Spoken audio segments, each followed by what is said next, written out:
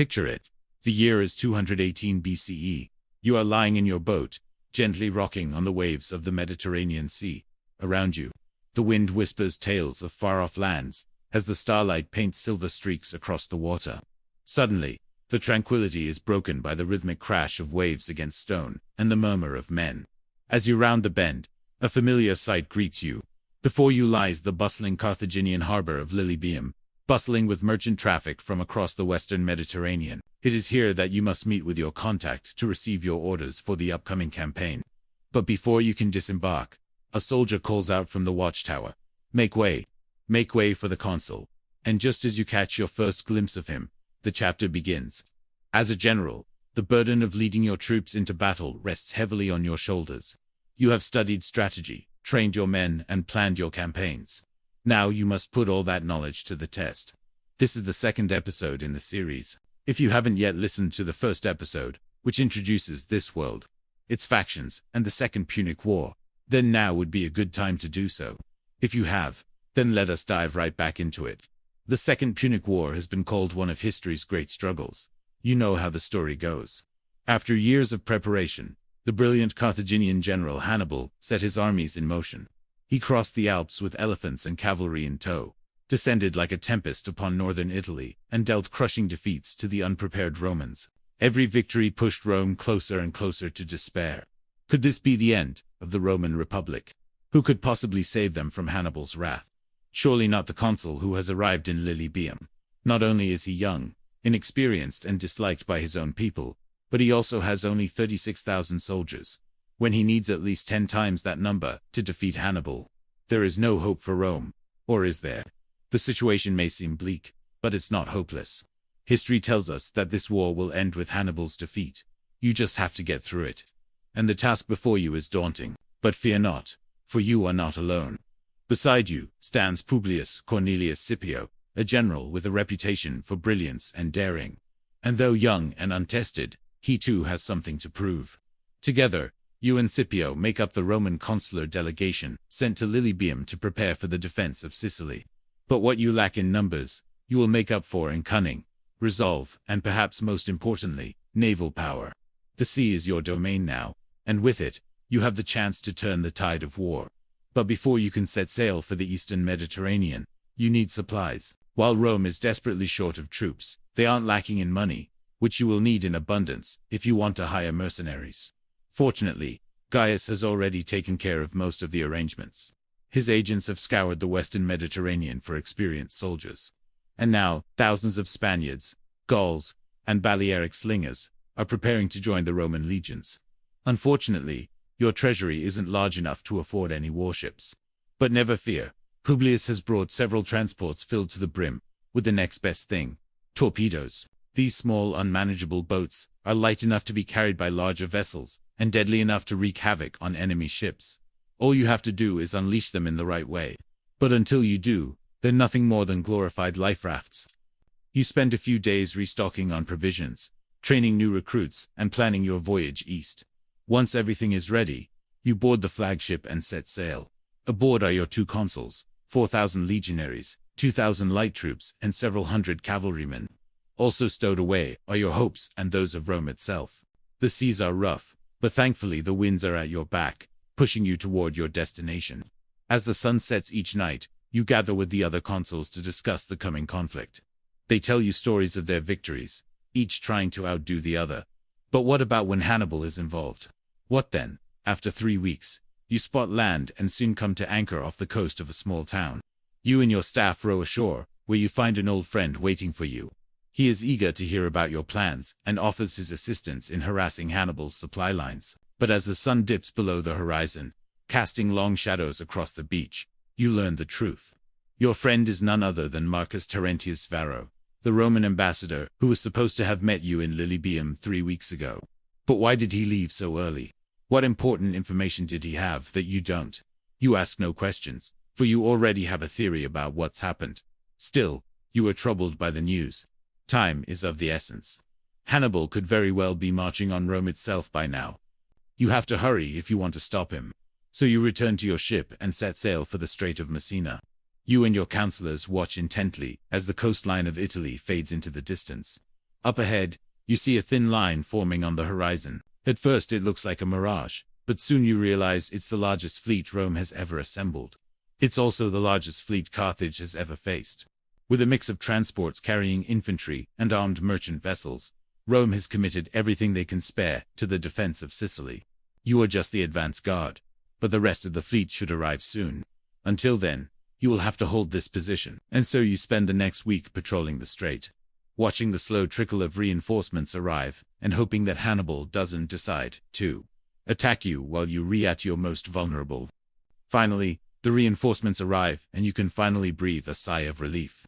Now, all you have to do is follow the plan.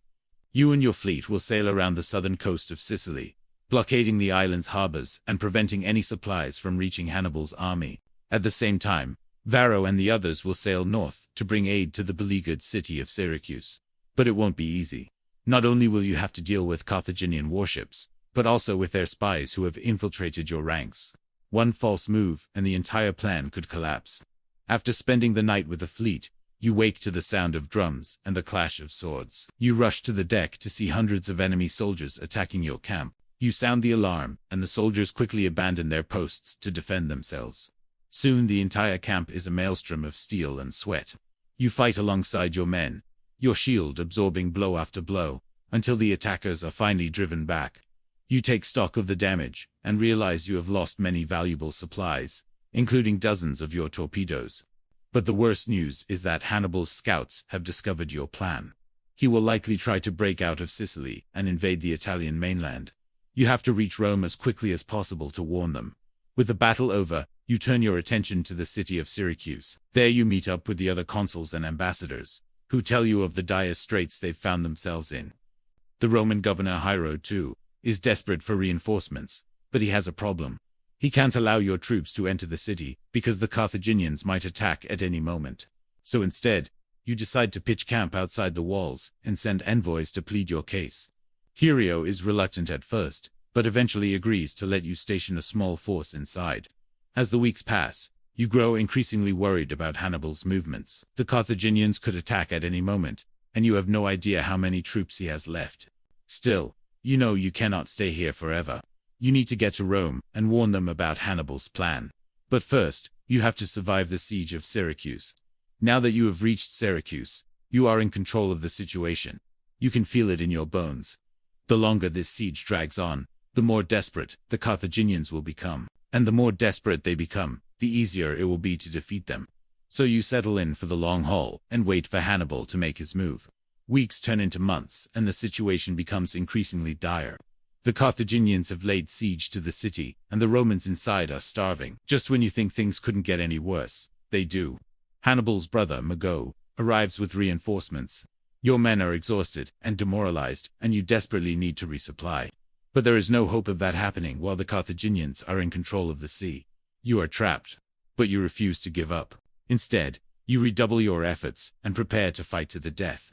This has been Chapter 1 of our total war, the Second Punic War. Now that you are in control of the situation, you will have to use all of your skills and cunning to outwit Hannibal. Can you save Rome from destruction, or will you succumb to the pressure? Only time will tell. But before we continue, I need you to do me a favor. Please subscribe and leave a review.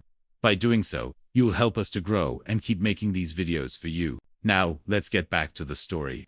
Your men have fought bravely, but the odds are stacked against you. The Romans in Syracuse are starving, and your own supplies are dwindling. You must escape the city and rally reinforcements before it's too late. But how? The answer comes to you in a dream. You will launch a surprise attack on the Carthaginians and break out of the siege. But to do this, you will need to use every trick at your disposal. And what better trick is there than the mighty Roman aqueduct? You order your men to dig a tunnel under the aqueduct, just wide and tall enough for men to crawl through. Then, under the cover of darkness, you lead a small group of soldiers through the tunnel and emerge behind enemy lines.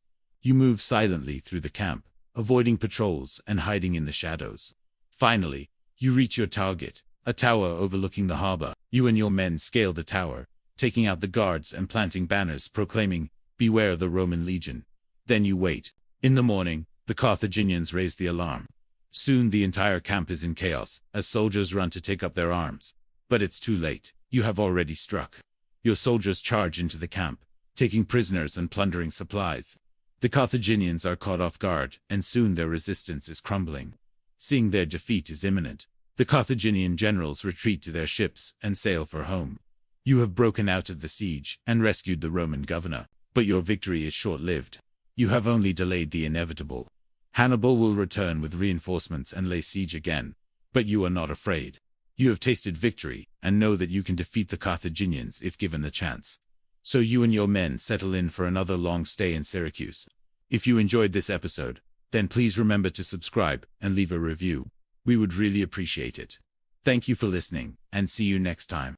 Chapter 2. Rome and Carthage before the Second Punic War. The year is 221 BC. The stage is set for one of the greatest conflicts in ancient history, the Second Punic War between Rome and Carthage. But before we get to the storm, there needs to be a calm. So let's see how the pieces are set up on the board. So, at the end of the First Punic War, the two great Mediterranean powers are not yet ready to clash.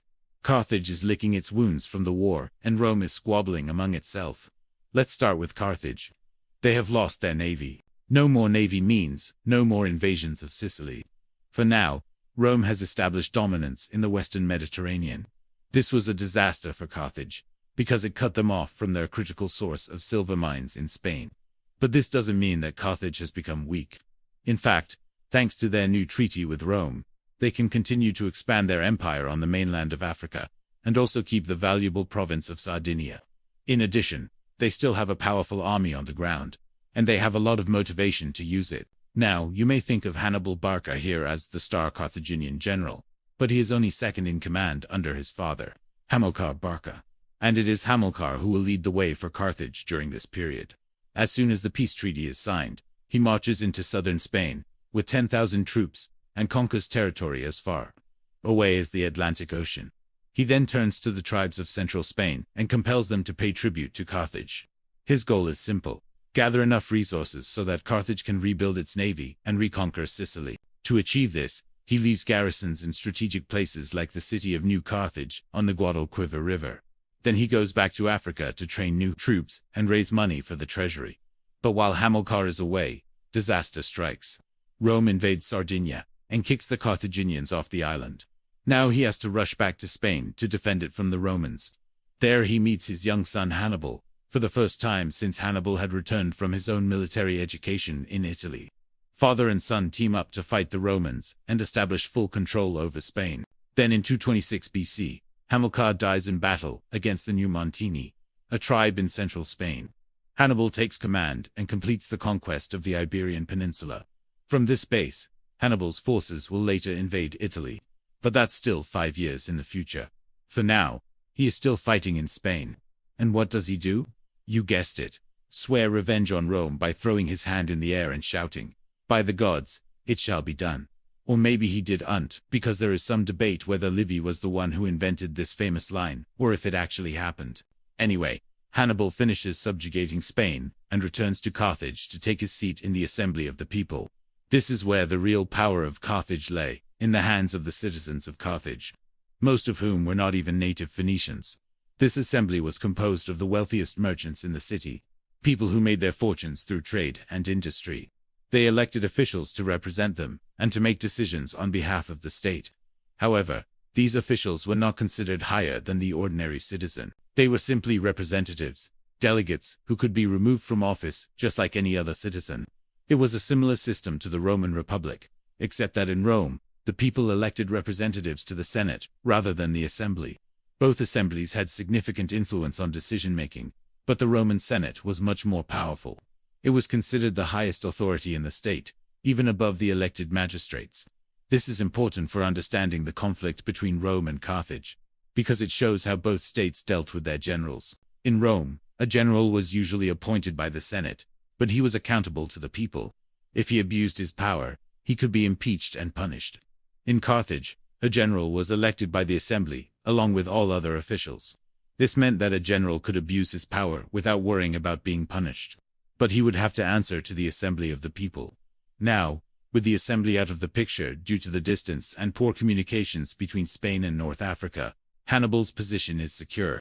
However, he still has to deal with the Senate. When he returns to Carthage, he finds it filled with people opposed to another war with Rome. You see, when the First Punic War began, the Carthaginian Senate was firmly in favor of going to war. However, as the war dragged on, and the Romans proved to be a tough opponent, many senators started questioning their strategy. After the destruction of the Carthaginian navy, their opposition to war became even stronger.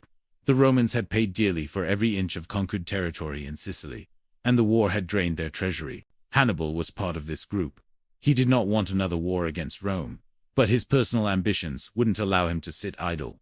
So he sets his sights on the minor states around Carthage, like the Libyans to the east and the Numidians to the south. He defeats them and adds their territory to Carthage, completing the process of making Carthage the dominant power in North Africa. Now Hannibal is at the peak of his power and influence. He is wealthy, respected, and famous. The Carthaginian general is ready to take on Rome. But wait, hold the presses. Who said anything about Rome being ready? As we have already seen, the Romans were not eager to go to war again.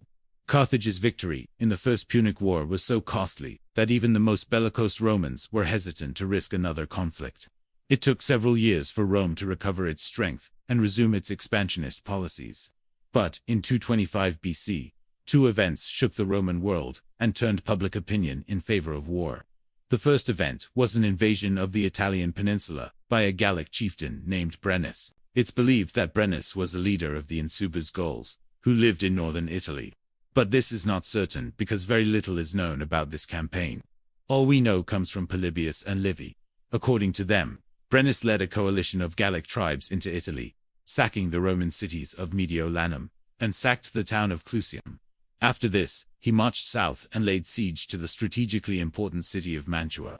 But before he could capture it, the Romans defeated him in battle and drove him out of Italy. However, this victory came at a cost.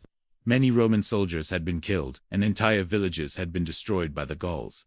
It was the worst defeat the Romans had suffered in a long time, and it made them realize that they could not afford another enemy threatening their homeland.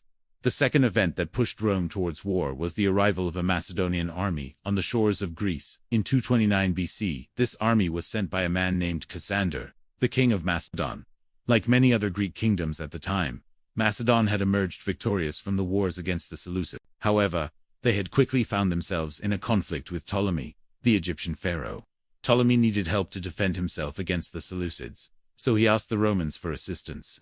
Rome eagerly accepted the request, because they had been looking for an excuse to intervene in Greek affairs. Ever since Pyrrhus had demonstrated the strength of the Greek mercenaries, the Romans had wanted to acquire such an army for themselves. The problem was that they couldn't do it while at war with Carthage. Now that the war was over, Rome gladly sent ambassadors to Athens, asking them to provide 3,000 mercenaries. When Ptolemy received the mercenaries, he used them to create his own elite force. This elite force, composed of Greek infantry and cavalry, formed the backbone of his army throughout his reign. These two events, the Gallic invasion and the Macedonian intervention in Greece, had a profound impact on Rome. They showed the Romans that they were vulnerable to external threats, and that they needed to deal with Carthage once and for all. As a result, the Romans began preparing for war. They made alliances with their Latin neighbors, increased their cavalry forces, and extended conscription to include more citizens. All this talk of war was music to Hannibal's ears. Finally, the Romans were realizing what he had been trying to convince them of for years. But the question remained, would Rome declare war on Carthage, or would Hannibal be forced to attack them? Stay tuned next time to find out the answer to that question. Chapter 3. Hannibal's Blitz, Trivia, Trasimene, and Cannae. We left off last time with Hannibal crossing the Alps. He had successfully navigated these seemingly impassable mountains with his army, and was now marching south toward Italy. His plan was to take advantage of the hot and cold summers in the Italian peninsula, which would prevent the Romans from following him over the Alps. By the time the weather turned cold again, he would be far enough into Italy to be able to set up a defensible camp for the winter. It was an audacious plan, and so far it was working. The Romans were not prepared for Hannibal's lightning-fast advance. Hannibal began his campaign by capturing the city of Tortura. The Roman governor, Gaius Flaminius, decided to march out and try to stop him. He deployed his legions in the plain of the Trebia River. But when Hannibal came to cross the river, he found that the shallow ford was mined. As his first troops entered the water, they triggered the mines, and hundreds were blown to pieces. Thinking quickly, Hannibal sent a detachment of cavalrymen to flank the Roman minesweeping party, and then charged into the fort himself. The Romans panicked and fled. Hannibal's cavalry pursued them, slaying all who tried to escape. And so the first battle of Hannibal's campaign was a resounding victory. This was in 218 BC. Hannibal wasted no time. He moved his army up the Po Valley and took the city of Mitolanim. From there, he marched east to the Apennines, aiming to link up with his brother Mago. Mago had crossed the Alps with a smaller force and was somewhere in central Italy. Hannibal needed supplies, and more importantly, he needed to know what the lay of the land was. Would the Romans come after him? If so, where would they strike? How long could he stay in Italy before being forced to return to Spain? Hannibal needed answers. As he traveled through northern Italy, he learned that the consul Lucius Aelius Paula was indeed coming after him. But surprisingly, the consul in southern Italy, Marcus Livius Salinator, was not. In fact, he was making preparations to invade Africa. Apparently, the Roman Senate had decided that invading Hannibal's homeland was more important than stopping Hannibal's invasion. Of course, Hannibal didn't know that. All he knew was that the Romans were sending two consuls after him, one from the north and one from the south. And so he made his way south, always looking for a place to set up camp for the winter. On the way, he defeated another Roman force under the consul Flaminius. Then he did something that surprised everyone. He headed back to the Po Valley and then turned west and began to march toward the sea. There was only one narrow path along the coast. So Hannibal intentionally funneled the Romans into a trap. When Aelius Pulda reached the pass, he attacked Hannibal, but he was defeated handily. The Romans fled down the coast. But Hannibal's cavalry were faster. They cut down all who tried to run, and then they did something horrible. They rode along the shore and dipped their bread in the blood of the slain Roman soldiers. When the survivors told the tale of Hannibal's barbarity, the Romans were horrified and filled with a burning desire for revenge. Meanwhile, Hannibal pushed on to Syracuse, where he hoped to find some allies. He was hoping for the best, but expecting the worst. He knew that the Romans were massing an army to stop him once and for all. But before the Romans could catch up to him, he had one more battle in mind, and it would be his greatest. In Chapter 1, we saw how the Carthaginians were able to get their army across the Alps. Part of the reason they were able to do this was because of Hasdrubal Barca. He led the rearguard across the mountains, and in doing so, he became a legend among the Carthaginians. Now Hasdrubal was not related to Hannibal, but he was close enough. He was the brother of Hamilcar, and Hamilcar was the father of Hannibal. So think of Hasdrubal as an uncle. He had been wounded while crossing the Alps, and when Hannibal reached southern Italy, Hasdrubal asked permission to go home. Hannibal granted it, but he promised his uncle that he would be back with reinforcements soon. And now, as Hannibal was making his way along the coast, Hasdrubal arrived in northern Africa with a small reinforcement force. As soon as he got there, the local lords gave him men to add to his army. Within weeks, he had 8,000 infantry and 600 cavalry.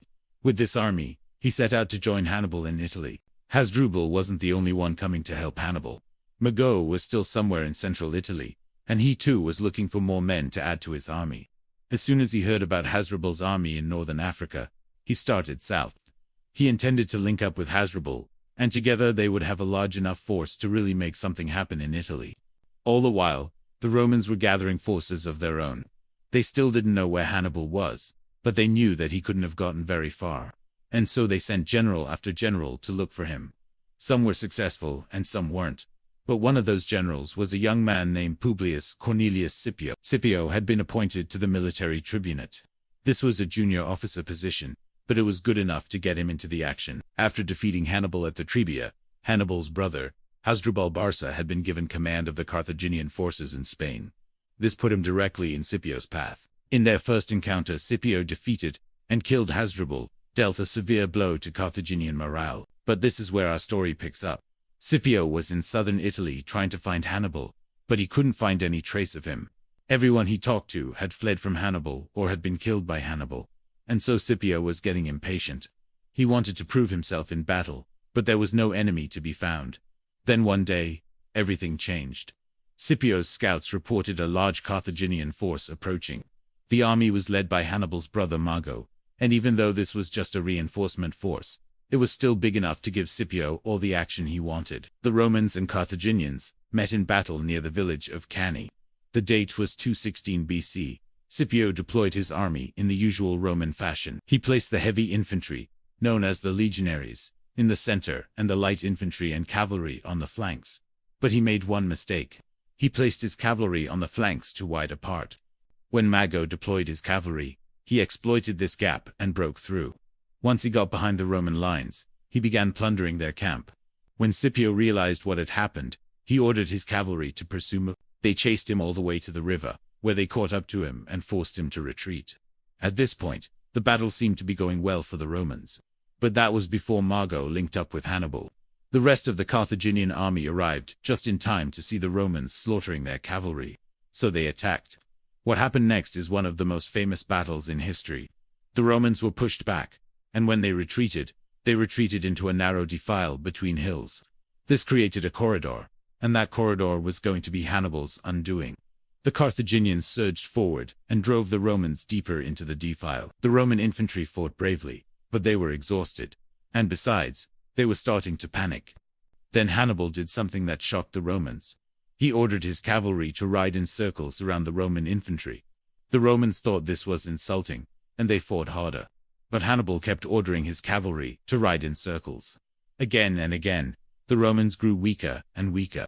And again, Hannibal kept ordering his cavalry to ride in circles. Finally, the Romans broke ranks and fled. Hannibal's cavalry pursued them, cutting them down as they ran. The ones who didn't die in the battle died from exhaustion or exposure or disease. It was the worst defeat in Roman history. Tens of thousands of Romans were lost. With the Romans broken, Carthage controlled all of Italy. For the next few years, Hannibal would rampage across the Italian peninsula.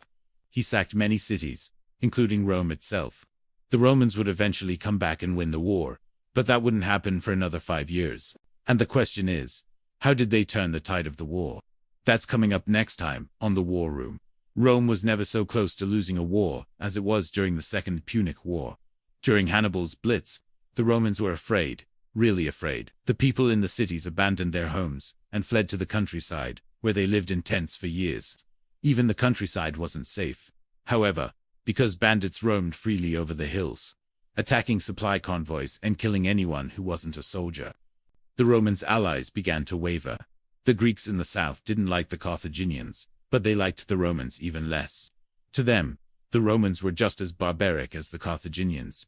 Plus, the Greeks had been fighting in this war since the beginning, and they were tired. One by one, the Greek states dropped out of the war, leaving Rome isolated and alone.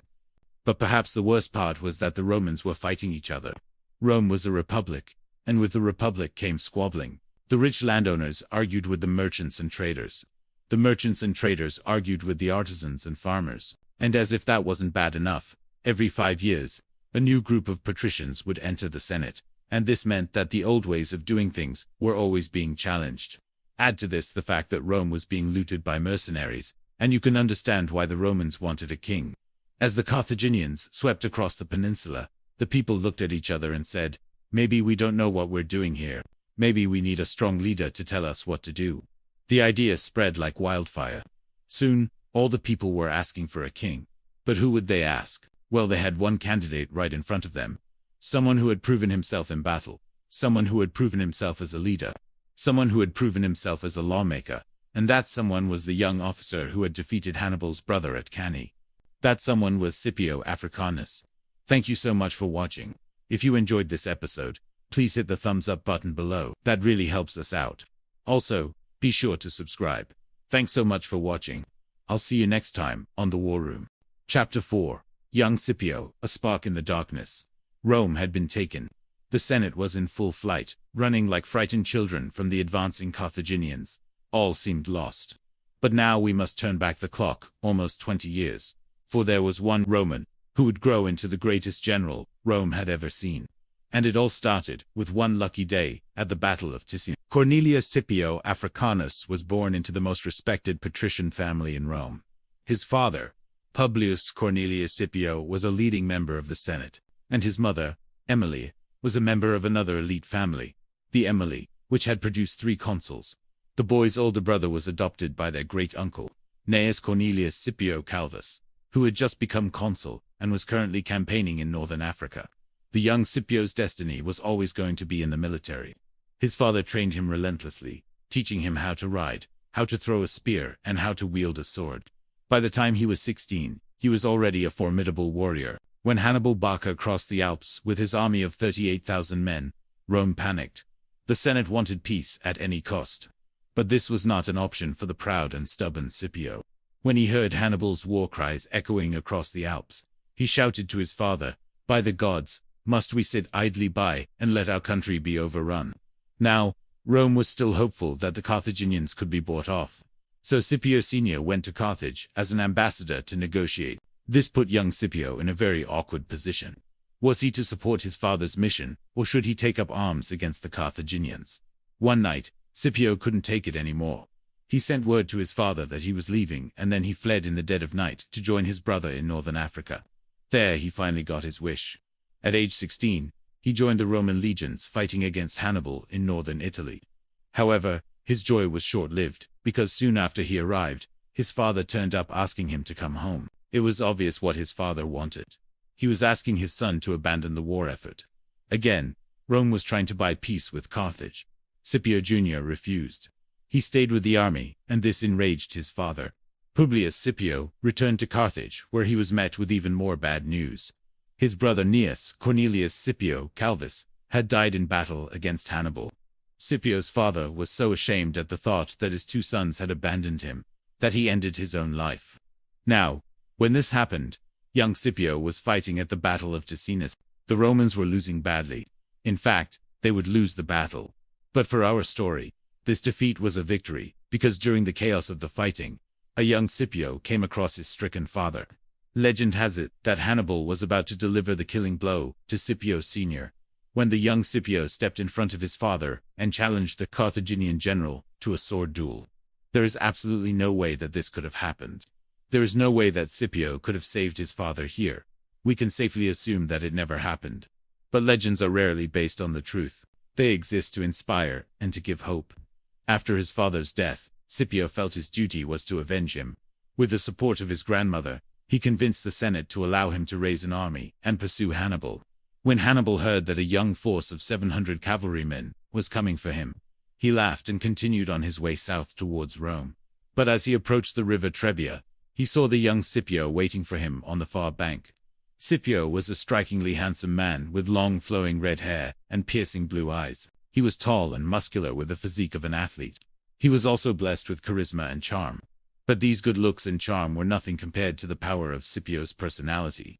The young soldier was famous throughout Italy for his bravery, his calm demeanor in battle, and his unshakable confidence in victory. His men loved him, and his enemies feared him. In fact, the only people who didn't like Scipio were the members of the Senate. As Hannibal advanced toward Rome, Scipio followed him, but the two never met. Hannibal knew better than to risk a battle against Scipio's army. As he reached the gates of Rome, he paused and left a letter for the Senate inside. The letter was basically a list of demands, terms for surrender, but the people of Rome were outraged. To surrender to a barbarian was unthinkable. So the Senate assembled an army to defend the city. This army was led by Lucius Postumius, the consul, and Lucius Junius, Brutus, the dictator. With the army assembled, the Romans confidently marched out of the city to meet Hannibal outside. But when the two armies met, the Carthaginians didn't flee. They attacked. For the second time in the war, the Romans were routed. Scipio watched in disgust as the Romans fell apart. This was not how soldiers should behave. Of course, this was not entirely the fault of the consul or the dictator. You see, Rome was being sabotaged. Senators were secretly negotiating with Hannibal, trying to buy peace. When Scipio learned of the treachery, he went straight to the dictator and told him that he was going to punish those responsible. But Brutus stopped him. He said that they were too close to the enemy to start punishing anyone. So Scipio waited until the next morning, when the army was back in the safety of the city. Then he began his purge. The first person he went for was the consul Postumius. He accused him of cowardice and demanded that he be replaced. The Senate was shocked by this, but they agreed, and Postumius was sent home in disgrace. Next, Scipio turned his attention to the dictator. He, too, was accused of cowardice, and the Senate agreed. Brutus was stripped of his power and then forced to take his own life. At this point, Scipio was unstoppable. He continued to hunt down traitors, and anyone who tried to stop him was swiftly defeated. Soon, the entire Senate was either exiled or dead. Scipio was now in complete control of Rome, and everyone, including Hannibal, was stunned. How could this kid, barely a man, take over the most powerful government in the world? And don't forget, Rome was at war. Everything was falling apart. The Republic was on its knees. Yet this one man, this young man, had fixed it. And he did it without violence. He convinced the Senate to do what he wanted. He didn't kill anyone with his own hands. He didn't use brute force. He used his mind. He was smarter than his enemies. He was smarter than his peers. Smarter than the people who gave him power, and even smarter than his own father. But why? Why was Scipio so smart? Well, it wasn't just about reading books. Scipio had a photographic memory. That's right. He could look at something once and remember it forever. It's easy to see how this gift would help a general plan battles, or memorize speeches, or even run an entire nation. But what if it could be used for something else? Something much bigger, something along the lines of prophecy. You see, deep down, Scipio knew that he was destined for greatness. His father's death gave him this certainty. It showed him what he was capable of achieving. Scipio was ambitious, but he wasn't ruthless. He knew what he wanted, but he had no desire to crush anyone who stood in his way. He didn't want to seize power. He wanted to earn it. And earn it he did. Every single Roman cheered him as their leader. The army loved him. The people adored him, and the elites respected him. But of all of Scipio's qualities, it was his piety that impressed me the most. Not only was he a brilliant military commander and a gifted politician, he was also deeply religious. He believed in the gods of Rome, and he lived according to their laws. He was a devout Roman, but he was also tolerant of other religions. He believed that every culture had something valuable to offer, and he made sure to learn about them all. He studied the Egyptians, the Greeks, the Etruscans, and the Carthaginians. He learned their languages, their customs, and their beliefs. He even converted some of his soldiers to the Egyptian religion of Ra. As far as I can tell, Scipio's piety was not just a matter of personal faith, it was also a political strategy. He knew that the people of Rome were superstitious, and he used this to his advantage. He claimed that the gods wanted him to be dictator, and he used this to justify his seizure of power. He also used his religion to win over the hearts and minds of the Roman people. He built temples and made offerings to the gods, and he encouraged the people to do the same. He even organized a festival in honor of the goddess Minerva, and this was wildly popular. The thing is, whether his rise to power was justified or not, whether he was a true prophet or just a lucky general, one thing was clear. A new era had begun for Rome. The old ways were gone. The Republic was dead. And now a new leader had emerged to take Rome into a new future. And this future would be amazing. Rome would become a superpower, controlling almost the entire Mediterranean. The Romans would trade with Egypt, Greece, and Carthage. And the people of Rome would live in relative peace and prosperity. All of this would happen because of one man, a man who was destined for greatness, a man who rose from the ashes of defeat and despair, a man who was called the African, a man who was known as the Great. But for now, he was just a boy named Scipio. So yes, Rome was lost, but maybe that wasn't such a bad thing. After all, legends say that when Rome burned, the seeds of a new Rome were also planted, the seeds of the empire. And maybe that new Rome needed a special leader to guide it to greatness, a leader who was destined for greatness, a leader who was brave, charismatic, and deeply religious. Maybe Rome needed Scipio Africanus. If you liked this episode, you will love the series Sparta. Thanks for watching. Hello, history lovers. This is chapter 5 of a series. In this episode, we are going to look at how a brilliant young Roman general got his start. So let's get into it. The year is 218 BC, and the Second Punic War is not going well for the Romans. Their armies have suffered 2 catastrophic defeats at the hands of Hannibal Barca. And worst of all, he is now threatening Rome itself. There is no hope of defeating Hannibal on the Italian peninsula. He is simply too powerful there. So Rome must look elsewhere to save the Republic. That somewhere is Spain. It may seem like an odd choice. After all, what could Rome hope to gain in a territory so far away? But Spain was vital for 2 reasons.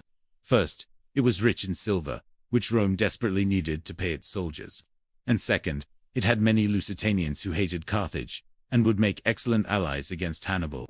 By controlling Spain, Rome would not only be able to wage war on 2 fronts, but also deny those resources to Carthage. Unfortunately, getting control of Spain won't be easy, because Carthage has already conquered most of it. The Lusitanians hate both Rome and Carthage equally, so they are not going to help Rome conquer the country. If the Romans want to take Spain, they will have to do it themselves. Fortunately, they have someone who can do that for them. His name is Lucius Cornelius Scipio. He is only 25 years old, but he is going to become one of the greatest generals of the ancient world. We first meet him in chapter 23 of Polybius's Histories, where he is finishing up a military campaign in the Western Mediterranean. Before we continue, if you are enjoying this series and want more content like it, please hit the like button. It really helps the channel out a lot. Thanks. Scipio's father, Publius Cornelius Scipio, had been one of Rome's most brilliant commanders during the early stages of the Second Punic War. He led Roman forces in the Iberian Peninsula and achieved some modest victories against Hannibal's brother Hasdrubal.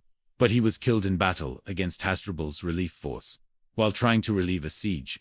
His death was a great blow to Rome and a huge loss for Scipio, who idolized his father. A few years later, Scipio's uncle, Publius Cornelius Scipio, was sent to Spain with orders to conquer it once and for all. He spent 2 years subduing local tribes before turning his attention to the Carthaginians. He defeated them in battle and recaptured several important cities.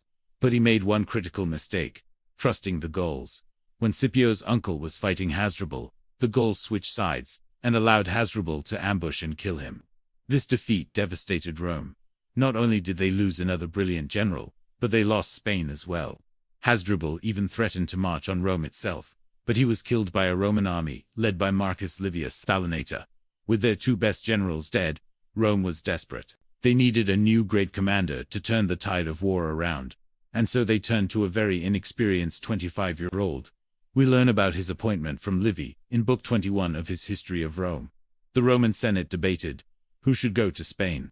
Some wanted the experienced Marcus Claudius Marcellus, but he was busy putting down a revolt in Sicily. Others wanted the veteran Gnaeus Cerilius Geminus, but he was old and slow. In the end, they decided to take a risk on Scipio. He was the nephew of 2 great generals and the son of another, and although he had no experience leading an army, they hoped that he would follow in his family's footsteps. They appointed him proconsul and gave him command of a large army. Livy tells us that the people of Rome were very doubtful of Scipio's abilities when he left Italy. Only a small group of senators saw potential in him. The rest thought that he would either fail or disgrace himself in battle. Of course, these doubts were not entirely unjustified. Scipio was very young, and he had never commanded an army before. But despite this, he accepted the position without hesitation. In fact, according to Livy, Scipio was actually insulted by the doubts that the Romans had in him. He felt that they were questioning his family's honor, and that they were taking away his chance to avenge his father and uncle. He told the senators that they were making a big mistake, and that he would prove them wrong. Unfortunately for Scipio, his journey to Spain was going to be longer and harder than he expected, because when he arrived, he found that the Lusitanians were not ready to revolt against Carthage yet. They were still loyal to Hasdrubal, and they refused to fight against Rome. It looked as though Rome's gamble had failed. They had sent their best young general to Spain for nothing. But Scipio was not about to give up. Instead, he did something very bold. He marched his army straight into enemy territory and started to plunder the countryside. He pillaged cities and towns, destroyed farms and plantations, and took prisoners. He also issued proclamations to the other Spaniards, telling them to join him in his war against Carthage. He knew that he could not defeat the Carthaginians head-on, so he planned to wear them down slowly by harassing them from all sides. After 3 months of campaigning, Scipio had raised a huge army. It was made up of 40,000 Romans, 9,000 Lusitanians, and 7,000 Spaniards. He then set about subduing the entire Iberian Peninsula. Within 2 years, he had defeated every Carthaginian and allied tribe in the region. He captured 16 cities, killed or enslaved thousands of enemy soldiers, and forced the rest to flee to Africa. His victories made him very popular in Rome. People began to call him the new Scipio, comparing him to the great generals of the past. But he was still very much disliked by the Roman Senate. They had been proven right about him, hadn't they? He had taken 2 years to conquer a province that should have been taken in 3 months. He was lucky to even be alive. And to top it off, he had done all of this without their approval. He had acted independently and made his own decisions without consulting Rome. For all the senators knew, he could have been doing the same thing in Cisalpine Gaul. When Scipio returned to Rome in triumph, he was summoned before the Senate to explain himself. According to Livy, the senators were very angry with him. They accused him of disobedience and insubordination. They said that he had wasted 2 years and endangered the entire war effort. They also said that he had disgraced the Republic by taking so long to win a minor victory. But just as the senators were about to condemn him, an old ally of Scipio's father stood up. It was Marcus Porcius Cato, who had been a prisoner of Hannibal during the Battle of Cannae. Cato defended Scipio, saying that he was brave and honorable, and that he had accomplished what Rome had sent him to do. He also pointed out that Scipio had conquered Spain without losing a single battle, and that he had taken no bribes or kickbacks. Cato then reminded the senators that Rome had appointed Scipio to do a job, and he had done that job well. What more did they want from him? Cato's speech saved Scipio. The senators had no choice but to accept his victory in Spain. They realized that they had made a big mistake doubting him, and they quickly tried to make amends. They showered him with honors and made him the leading general in the Punic War. They also gave him command of the fleet, which would be crucial in the war's outcome. With the support of the people behind him, Scipio was ready to take on Hannibal. And we'll see how he does that in the next chapter, which I've already uploaded. You can find it on my page, or through the link in the description. If you enjoyed this episode, please leave me a like and comment to let me know what you thought. And if you want to watch more of my videos, you can find them on my channel. Thanks for watching. Bye. Chapter 6. The Capture of New Carthage. The year before, Hannibal had embarked on a daring mission to plunder the rich Roman province of Sicily. Taking booty back to Carthage, that would have made him a rich man had he lived to enjoy it. But just as he was about to wrap up his campaign and return home, news arrived that forced him to change course. His brother, Hasdrubal, was dead, killed in battle against the Romans near the southern Italian city of Benevento. Enraged, Hannibal set sail for the mainland. Arriving too late to help his brother, his corpse was burned with full military honors, by order of the victorious Roman general, Marcus Terentius Varro. A few days later, the Carthaginians were able to salvage what was left of Hasdrubal's fleet and bring it back to Carthage, where preparations were immediately made for another attempt at invading Italy. However, there was one problem. The Carthaginian navy wasn't quite ready, and most of their troops were still stationed in Spain, which was under the command of Hannibal's other brother, Hasdrubal the Elder. This time, Hasdrubal was going to be in charge of bringing reinforcements from Spain to support the invasion force, but he needed ships. Most of the Carthaginian fleet was still in dry dock after being damaged during Hannibal's last invasion. So who was going to get them there? The answer came unexpectedly from Rome itself. A delegation from the Roman Senate arrived in Carthage asking for peace. They wanted to end the war with the Carthaginians once and for all. What they didn't know was that this delegation contained men who would soon become infamous among the Romans: Publius Cornelius, Scipio Africanus, and Gaius Laelius. But to the Carthaginians, these men were merely two more faces in the crowd. Their request was politely refused, and the Romans were told to come back when their leaders were ready to make peace. Now, if this was your typical history lecture, I might pause here to explain that this is precisely what the Carthaginians expected the Romans to do.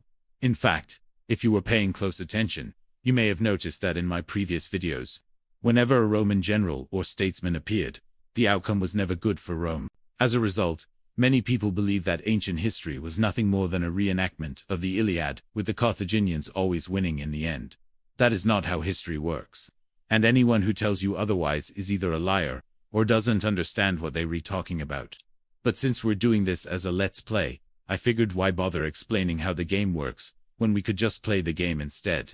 So let's go back to the year 209 BC. While the Romans are making their way back home, Scipio makes a side trip to the prosperous city of New Carthage, which sits on the coast of modern Spain. When the Carthaginians took the city from the Greeks, they renamed it in honor of their patron god, Carthage. For the next 3 centuries, New Carthage would be one of Carthage's most important trading hubs. Even after the original Carthage was founded, Scipio's job was simple. He was supposed to persuade the Carthaginians to make peace. But when he got there, he found that the Carthaginians weren't interested. They told him to come back later, so he did the only logical thing he could think of and captured the city. It wasn't difficult. The Carthaginians weren't expecting an attack and were caught completely off guard. But how exactly did Scipio accomplish this? Well, I'll tell you right after. To get to the city, Scipio had to cross the mouth of the Guadalquivir River, which was protected by a fortified port called Guardiath. At the time, most harbors were natural, just a sheltered place along the coast where ships could pull up without being attacked by waves or wind. Artificial harbors were rare and usually built by the Greeks. They consisted of a series of breakwaters that were used to block the wind and waves, creating a calm body of water in the center where ships could dock. As it turns out, the construction of Cadiz was incomplete. The breakwaters hadn't been finished, and this gave Scipio an idea. He anchored his fleet several miles offshore and waited for low tide.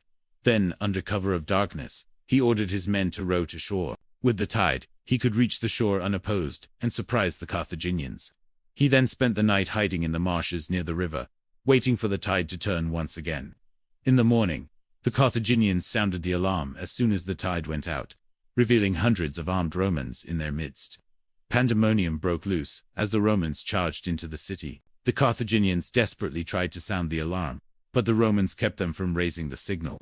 By now, Scipio had landed several hundred more men, and they had taken control of the port, cutting off any hope of escape by sea.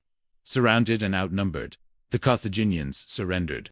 So far, Scipio had done everything the Romans asked him not to do, but his work wasn't finished yet. You see, Scipio was carrying with him letters of marque, basically authorization to plunder the city. So he and his soldiers began looting the city, seizing grain and other provisions, and rounding up the nobles to take back to Rome as prisoners. However, he made sure to treat the common folk well. The men were released unharmed, and the women and children were allowed to stay in the city, with their property intact. This would prove to be an important decision, because when the rest of Scipio's fleet arrived, he ordered that no one else should loot the city. Instead, the spoils of war were to be sold at auction, and the money sent back to Rome. News of Scipio's daring capture reached the ears of the Roman Senate, who celebrated by giving Scipio a hero's welcome. They also rewarded him with half of the 1,000 talents of silver that he had brought back from New Carthage, which was worth around 33 tons of silver. He had made himself very popular in Rome, but not everyone was happy. Some members of the Senate believed that the war should be brought to an end as quickly as possible, and that Scipio's little victory had distracted everyone from the real goal. One of these men was Gaius Flaminius, who demanded that the Senate allow him to raise an army and march on Carthage itself. After some debate, the Senate voted to give Flaminius command of a large force that would invade Africa. Unfortunately for Flaminius, his army was almost exclusively made up of inexperienced levies, whereas the Carthaginians were veterans of dozens of battles. The result was a decisive Carthaginian victory at the Battle of the Bagradas River, which spelled doom for the Roman invasion force. In fact, only Flaminius and a handful of others escaped the carnage alive, and they did so by swimming across the river to the safety of the Carthaginian bank. Even worse, the Carthaginians had taken more than 1,000 prisoners, most of whom were Roman cavalrymen. Among them was the distinguished Marcus Livius, the father of Livy, who would write the first history of Rome in the future. And that's where we'll pick up our story in part 2. In the meantime, don't forget to follow for updates. In the last chapter, we discussed how Scipio used his intelligence to defeat Hannibal at the Battle of the Trebia. This victory made Scipio famous throughout Rome, and he was now in charge of the entire Roman war effort against Hannibal. And that meant dealing not only with the armies of Carthage, but also with the Italian allies of Carthage, like the Gauls and the Etruscans and others who would harass Roman supply lines if given the chance. In this episode, we're going to discuss how Scipio won the hearts and minds of not just the Romans, but also their enemies, and even some of their former allies. Let's get into it. As mentioned in the last episode, after defeating Hannibal at the Trebia, Scipio found himself in possession of several thousand prisoners. In accordance with Roman custom, these men were paraded before him, so that he could look upon them and decide their fate. But Scipio had a lot of prisoners, and he didn't want to waste time supervising the process. So he gave orders for the men to be taken back to their own camps. Now, while this might seem like an odd decision, especially since Rome and Carthage were mortal enemies at the time, there is a method to Scipio's madness. You see, many of these prisoners weren't just common foot soldiers. They were nobles from Carthage and other Italian states, who had come to help their ally, Carthage, defeat Rome, and as such, they were accustomed to a certain standard of living. The thought of spending the night sleeping rough in a dirty prison camp wasn't something they had to endure. In fact, Scipio ordered that all the prisoners be treated well, with food and wine and other comforts. And he chose young women from among his own troops to keep the noble prisoners company through the night. It was a bold move, but again, there is a method to Scipio's madness. We'll discuss exactly what that is shortly. But for now, let's jump ahead several days to when the men were paraded before Scipio once again. By this time, word of Scipio's generosity had spread to the prisoners, so they weren't nearly as afraid as they would have been if they had first been captured by another Roman general. Now, when Scipio approached, the prisoners stood up, looked him in the eye, and waited for their sentence. Scipio began by asking each group of prisoners who they were and why they had come to fight against Rome. Once they had answered, Scipio told them that their bravery had impressed him, and that he admired their tenacity in the face of adversity. He then offered them a choice. If they agreed to return home and tell their fellow citizens of Rome's mercy and generosity, they would be allowed to go free with all their possessions. However, if they chose to deny what had happened, if they tried to deceive their fellow citizens and convince them that the Romans had mistreated them, they would be put to death. The prisoners were stunned. They had expected nothing but harsh words and cruel punishments. Instead, Scipio had treated them with respect and dignity, and he had given them a choice, a chance to go home and live their lives free from Roman captivity. The prisoners accepted Scipio's offer and went home as ambassadors of peace. One story illustrates this perfectly. A very beautiful Gallic woman named Illica was captured during the Battle of the Trebia. She was the daughter of a chieftain who had fought bravely alongside Hannibal, but had been killed in the battle. When Scipio heard about her noble birth, he ordered that she be treated well and brought before him. He asked her why she was fighting for Carthage, and she replied that she wanted revenge for her father, who died in battle. Touched by her story, Scipio decided to honor her father's memory by giving her back safely. He ordered that she be dressed in fine clothes and adorned with jewelry, and that she be given everything she needed to live comfortably, until he could personally return her to her people. After making sure she had everything she needed, he released her unharmed and even gave her some soldiers to escort her back to her people. When Illica arrived home, she told her people what had happened. She described how Scipio had treated her with respect and dignity, and how he had returned her unharmed, despite having the opportunity to kill her or keep her as a slave. Her story changed the minds of the Gauls, who had been planning to continue fighting against Rome. They realized that they were fighting a losing battle, and that it was best to seek peace with the Romans. And who better to negotiate with than the man who had shown them mercy? Illica sent messengers to Scipio, asking for peace. When they arrived at Scipio's camp, they were shocked by what they saw.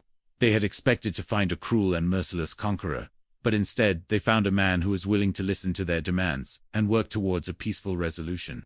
The terms of the peace treaty were generous.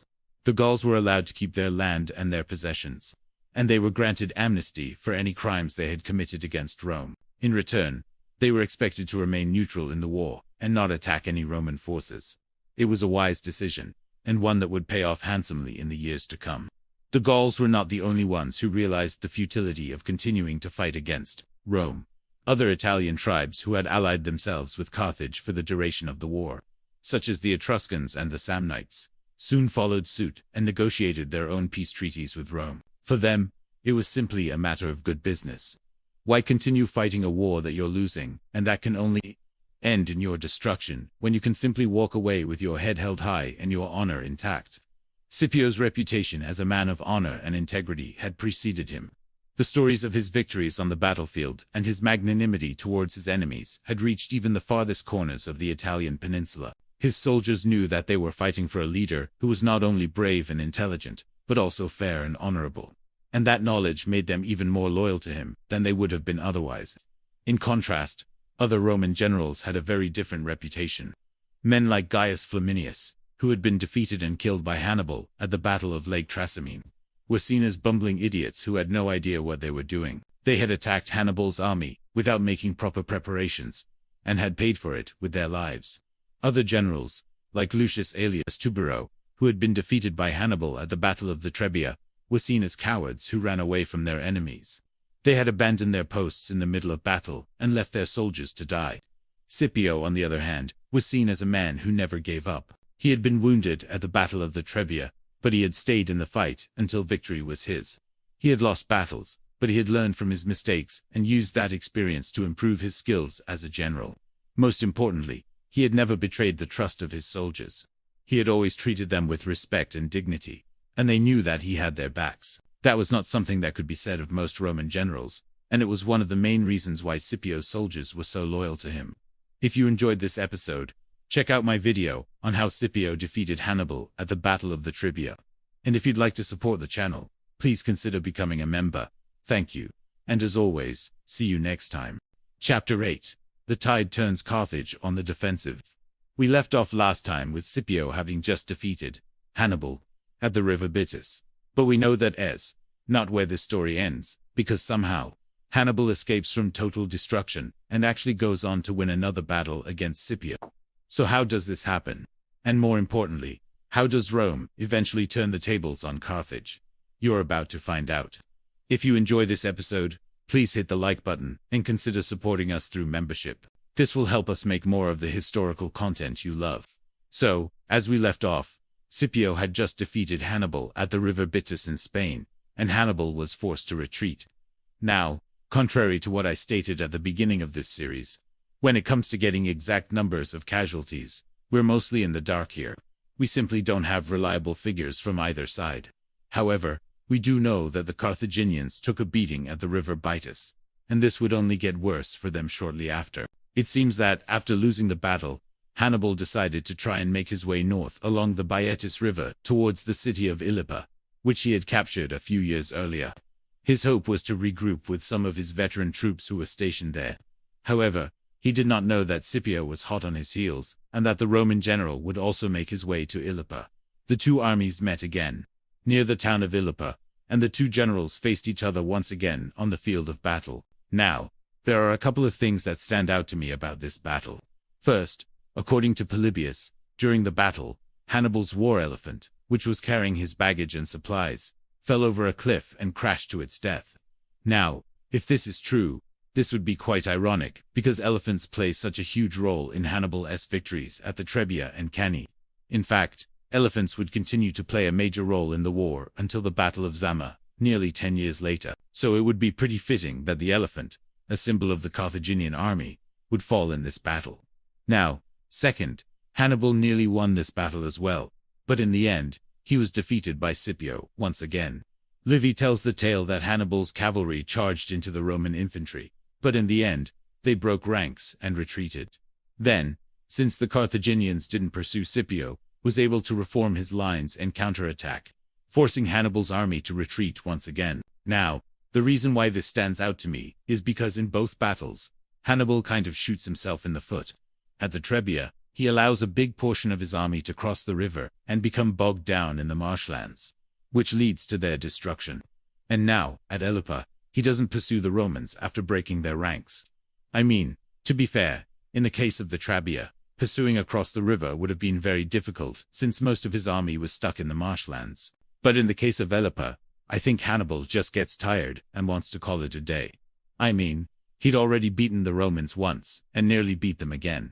So I think he just assumes that they'll tire themselves out eventually. Unfortunately for him though, his arrogance would cost him dearly. In any event, after the battle, Hannibal slipped away and made his way back to New Carthage, and then he sailed back to Africa. Now, we don't know for sure exactly why he did this, but I think it's pretty obvious that Rome had gained the upper hand in Spain. So Hannibal wanted to go home and regroup. Now, after this point, Carthage's hold on Spain would never really be the same. As Rome grew stronger and stronger, Carthage grew weaker and weaker. The problem was that Carthage could not reinforce Spain quick enough, and Rome was taking advantage of this. According to Appian, the people of Spain revolted against Carthage and instead pledged themselves to Rome. Now, it seems like the Spanish tribes that revolted against Carthage were the same ones that originally supported Hannibal when he first invaded Italy. So maybe it was the memory of Hannibal's brutality that caused these tribes to switch sides. In any event, Rome had total control of the Iberian Peninsula now, and all Carthage had was Sicily and Sardinia. With the war looking so grim for Carthage, the Carthaginian Council of 120 attempted to sue for peace. They sent Hasdrubal, the brother of Hannibal, to seek terms with Rome. However, the Romans would reject these terms, and Rome was actually willing to give up a lot to end this war. According to Appian, the Romans offered that Carthage could keep all of their possessions in Africa if they would agree to surrender. They would also allow Hannibal to keep his life if he would return to Rome and surrender himself. And finally, they would forgive the Carthaginians for the damage that they did to the Sicilian city of Selene. However, Carthage refused these offers, and I think this just shows how much pride the Carthaginians had. I mean, they could keep everything they had in Africa, keep Hannibal's life, and even avoid paying reparations to Sicily. All they had to do was surrender. But Carthage was too proud to accept these terms. As the war dragged on, Rome got worse and worse. I mean, as we discussed in previous episodes, Rome had trouble paying its soldiers, and many Italian cities were going into debt trying to fund the war effort. To make matters worse, there were food shortages, and Rome was in desperate need of grain. However, in the year 212 BCE, Rome experienced something of a renaissance. Food became more plentiful, the economy improved, and morale throughout the city was high. This would be a trend that would continue until the end of the war, and it started with one man, Marcus Livius Drusus. Drusus was elected tribune in 212 BCE, and he was tasked with reforming the military. Now, while the military was getting better before Drusus came along, Drusus's reforms would put it over the top and turn the tide of the war. One of the main problems with the Roman military in this period was the lack of pay. Many soldiers went unpaid for months on end, and this led to low morale and desertion. However, Drusus fixed this problem by making sure soldiers were paid promptly. Another issue with the Roman military was the fact that the army was split between two factions: the optimates, or the best men, and the populares, or the common folk. These two factions were constantly fighting each other in the Roman Senate, and this caused Rome problems when it came to funding the war. However, Drusus addressed this problem by forming his own political party, which he called the Drusians, whose sole purpose was to support the war effort. Finally, Drusus reorganized the Roman legions. He replaced the heavy infantry, which was our traditional legionary, with lighter armed troops who could maneuver more easily on the battlefield. This would prove to be very effective against the slower moving and less flexible Carthaginian army. Now, the funny thing about Drusus is that his political career was cut short. He was actually assassinated after serving only one term as tribune. But in that 1 year, he completely changed the way the Roman military operated, and this, combined with Rome's victory at Ellippa, set the stage for Rome's invasion of Africa. Alright, everyone, that's it for this episode. Thank you all so much for watching. And don't forget to like and subscribe if you want to see more videos like this. Alright, everyone, that's it for this episode. Thank you all so much for watching. And don't forget to like and subscribe if you want to see more videos like this. Now, if you want to learn more about ancient Rome, I've got some great news for you. And if you want to support us, we greatly appreciate it. And we have some awesome perks to say thank you. But whatever you do, please just know that we thank you for your support, and we hope you keep watching. Rome, 218 BCE. The Roman Senate is divided. On one side are men like Opimius and Fabius, who believe that they should not invade Africa. And on the other side is Scipio, who believes that this is their only chance to defeat Hannibal once and for all. This is chapter 9 of Rubicon. As we open this chapter, we find the Roman Senate gathered at the Forum. There is no mistaking the tension in the air. For months now, the question of how to respond to Hannibal's invasion has been debated, and still there seems to be no end in sight. Men like Opimius and Fabius argued that it would be unwise to chase Hannibal into his own territory. After all, he knows the land. His army is battle-hardened, and most importantly, his elephants are at home here. However, Scipio argues just as passionately that they must follow Hannibal into Africa, or else the Carthaginians will never leave Italy. The men who oppose Scipio believe that even if they could win in Africa, the cost would be too great. But Scipio knows that the costs of inaction are just as high. He tells them that their farms and homes are being destroyed by Hannibal's allies. Their trade routes are under attack, and their prestige and power are slipping away with every passing day. So what do you think? Should the Romans invade Africa or not? Let me know your thoughts in the comments below. And now back to the video. What Scipio needs is time. He needs time to assemble ships, to train troops, and to forge alliances. To do this, he must gain the support of the Senate, which is easier said than done. As we saw in the last episode, his uncle Publius Cornelius Scipio Africanus was defeated by Hannibal near the city of Cannae.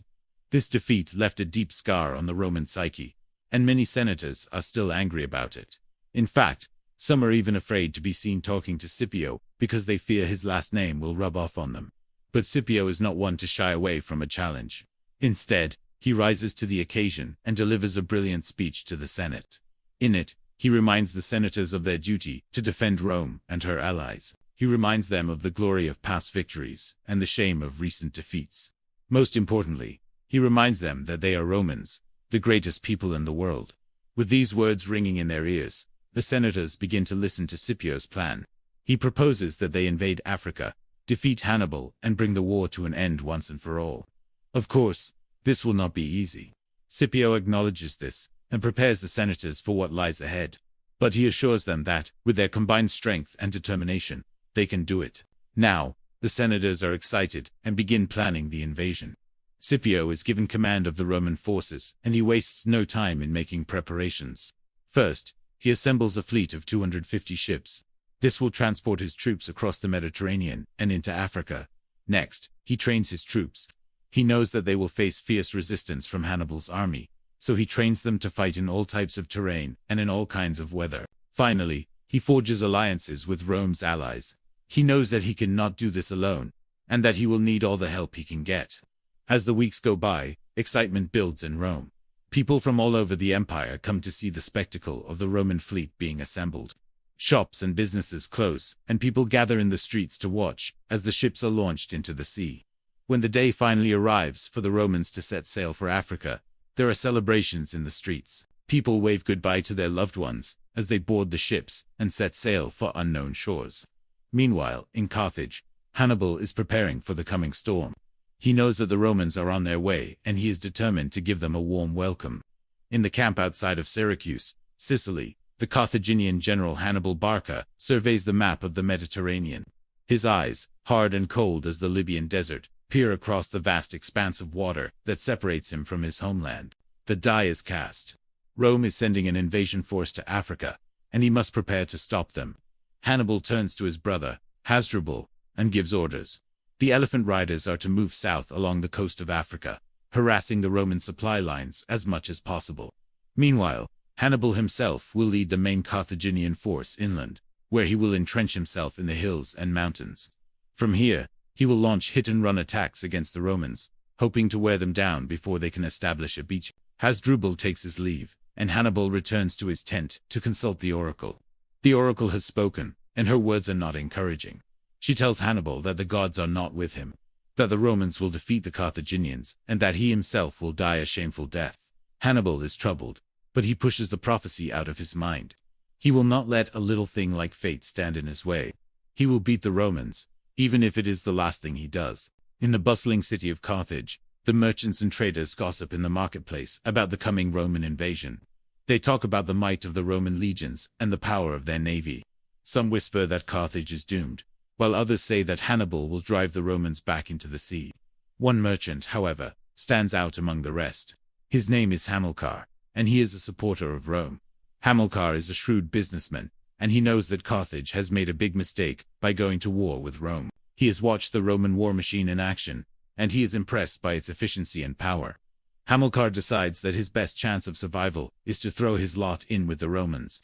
He goes to Hannibal and offers his services as an interpreter and guide. Hannibal, suspicious but intrigued, agrees to meet with Hamilcar. In a secluded villa on the outskirts of town, Hannibal and Hamilcar meet in secret. Hannibal, wary of Hamilcar's motives, questions him closely about his loyalty to Carthage. Hamilcar swears that he is a true Carthaginian, but admits that he has lost faith in Hannibal's leadership. He tells Hannibal that he knows a secret route through the mountains that will allow him to escape to Spain if things go badly. Hannibal sees right through Hamilcar's lies, but decides to play along. He accepts Hamilcar's offer and puts him in charge of gathering supplies for his army. Meanwhile, Hannibal goes to the oracle to get one last reading. The oracle tells him that the die is cast and that there is no turning back. Hannibal is shaken, but he knows that he must be strong for the sake of his army. He throws off his cloak and reveals his battle armor. It is time to fight. And now we return to our story. As the Romans make their way across the Mediterranean, they are attacked by storms and high winds, but their ships are strong and their crews are skilled, so they manage to survive the journey without losing a single ship. However, when they finally reach the coast of Africa, they are met with a sight that makes their blood run cold. The Carthaginians have fortified the coast heavily, and there are enemy troops everywhere. Undeterred, Scipio gives the order to land. The Romans fight their way ashore and quickly set up camp. But they are not safe yet. The Carthaginians are attacking from all sides, and Scipio must use all his skills and cunning to protect his troops. Luckily, Scipio is up to the task. He leads his troops into battle with bravery and skill, and they are able to hold off the Carthaginians. However, the fighting is far from over. Scipio knows that the Carthaginians will keep coming, and he must find a way to stop them. He decides to lead a night attack, and it is a brilliant move. The Carthaginians are caught off guard and are soon routed. The Romans are victorious, but they are exhausted and demoralized. Scipio knows that he must do something to boost their morale, and he does. He organizes a festival in camp, and the soldiers are able to relax for a few days.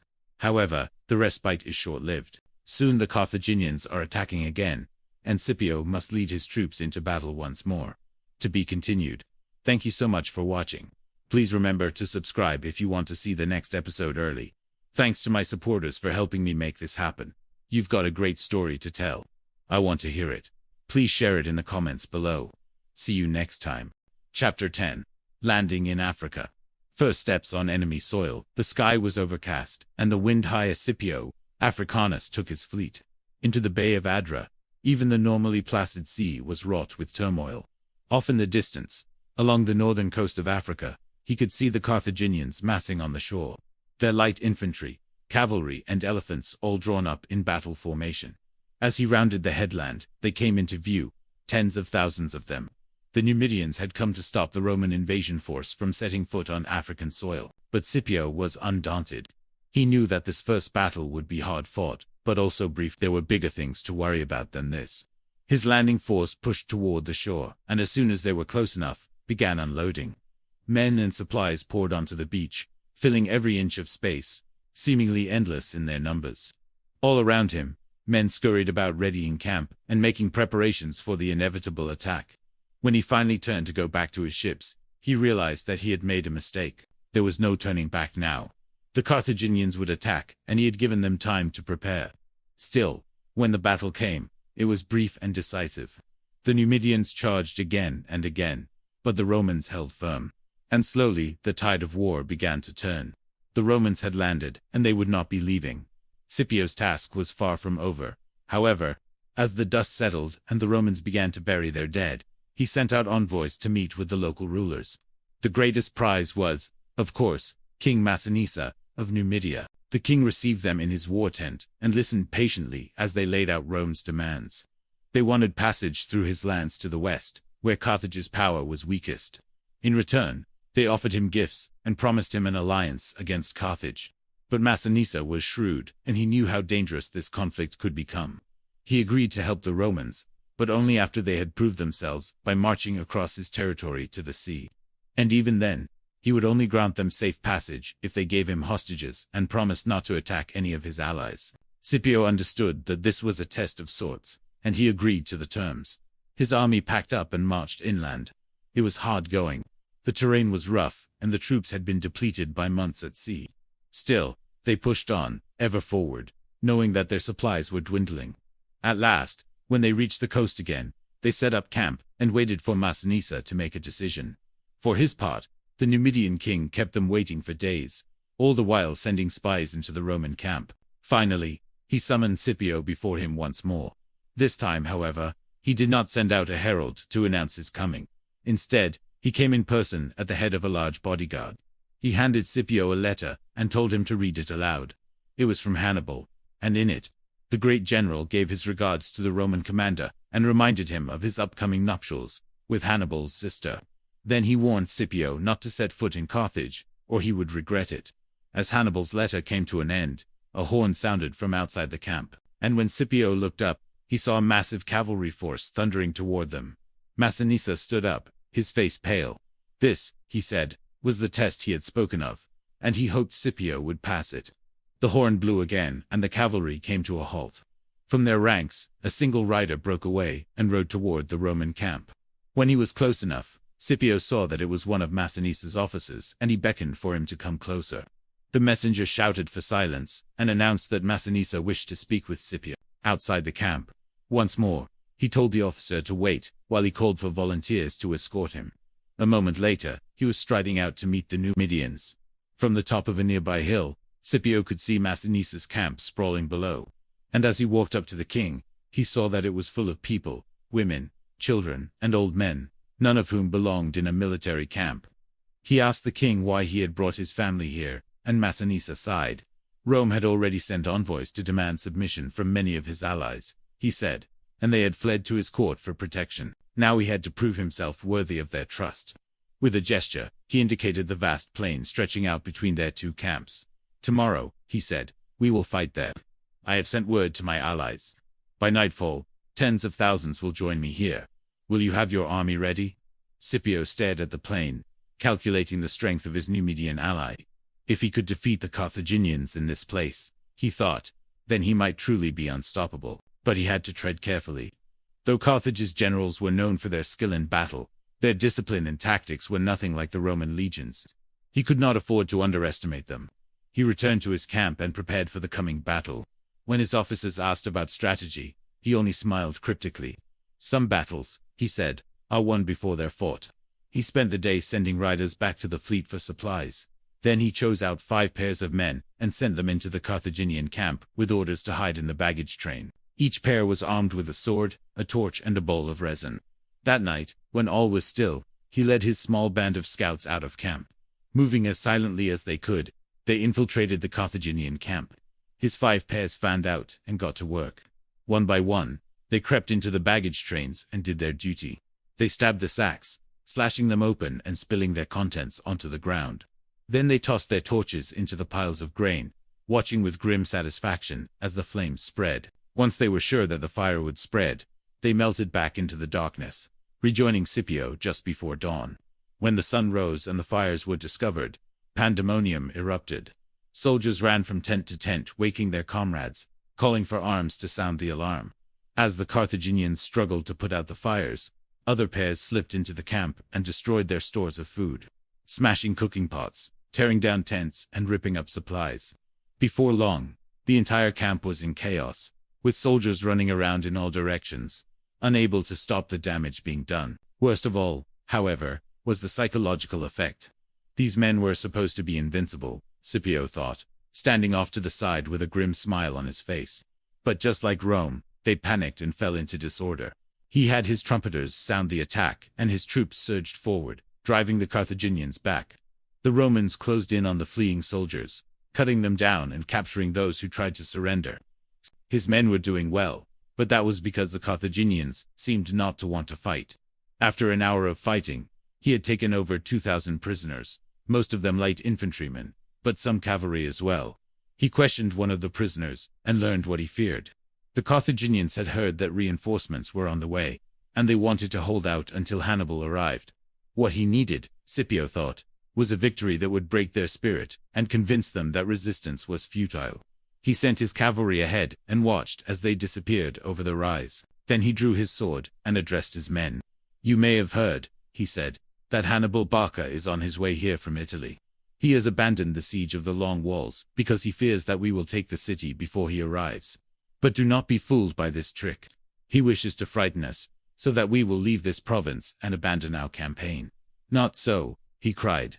"We will show the Carthaginians that they can rely on neither cavalry nor infantry, for Rome has men who are stronger than both." With a shout, he spurred his horse forward and raced after the cavalry. The infantry followed, surging forward in tight ranks. As the battle continued, Scipio could see that his plan was working perfectly. But he wasn't finished yet. As he cut down another enemy soldier, he noticed a group of horsemen riding toward him at full speed.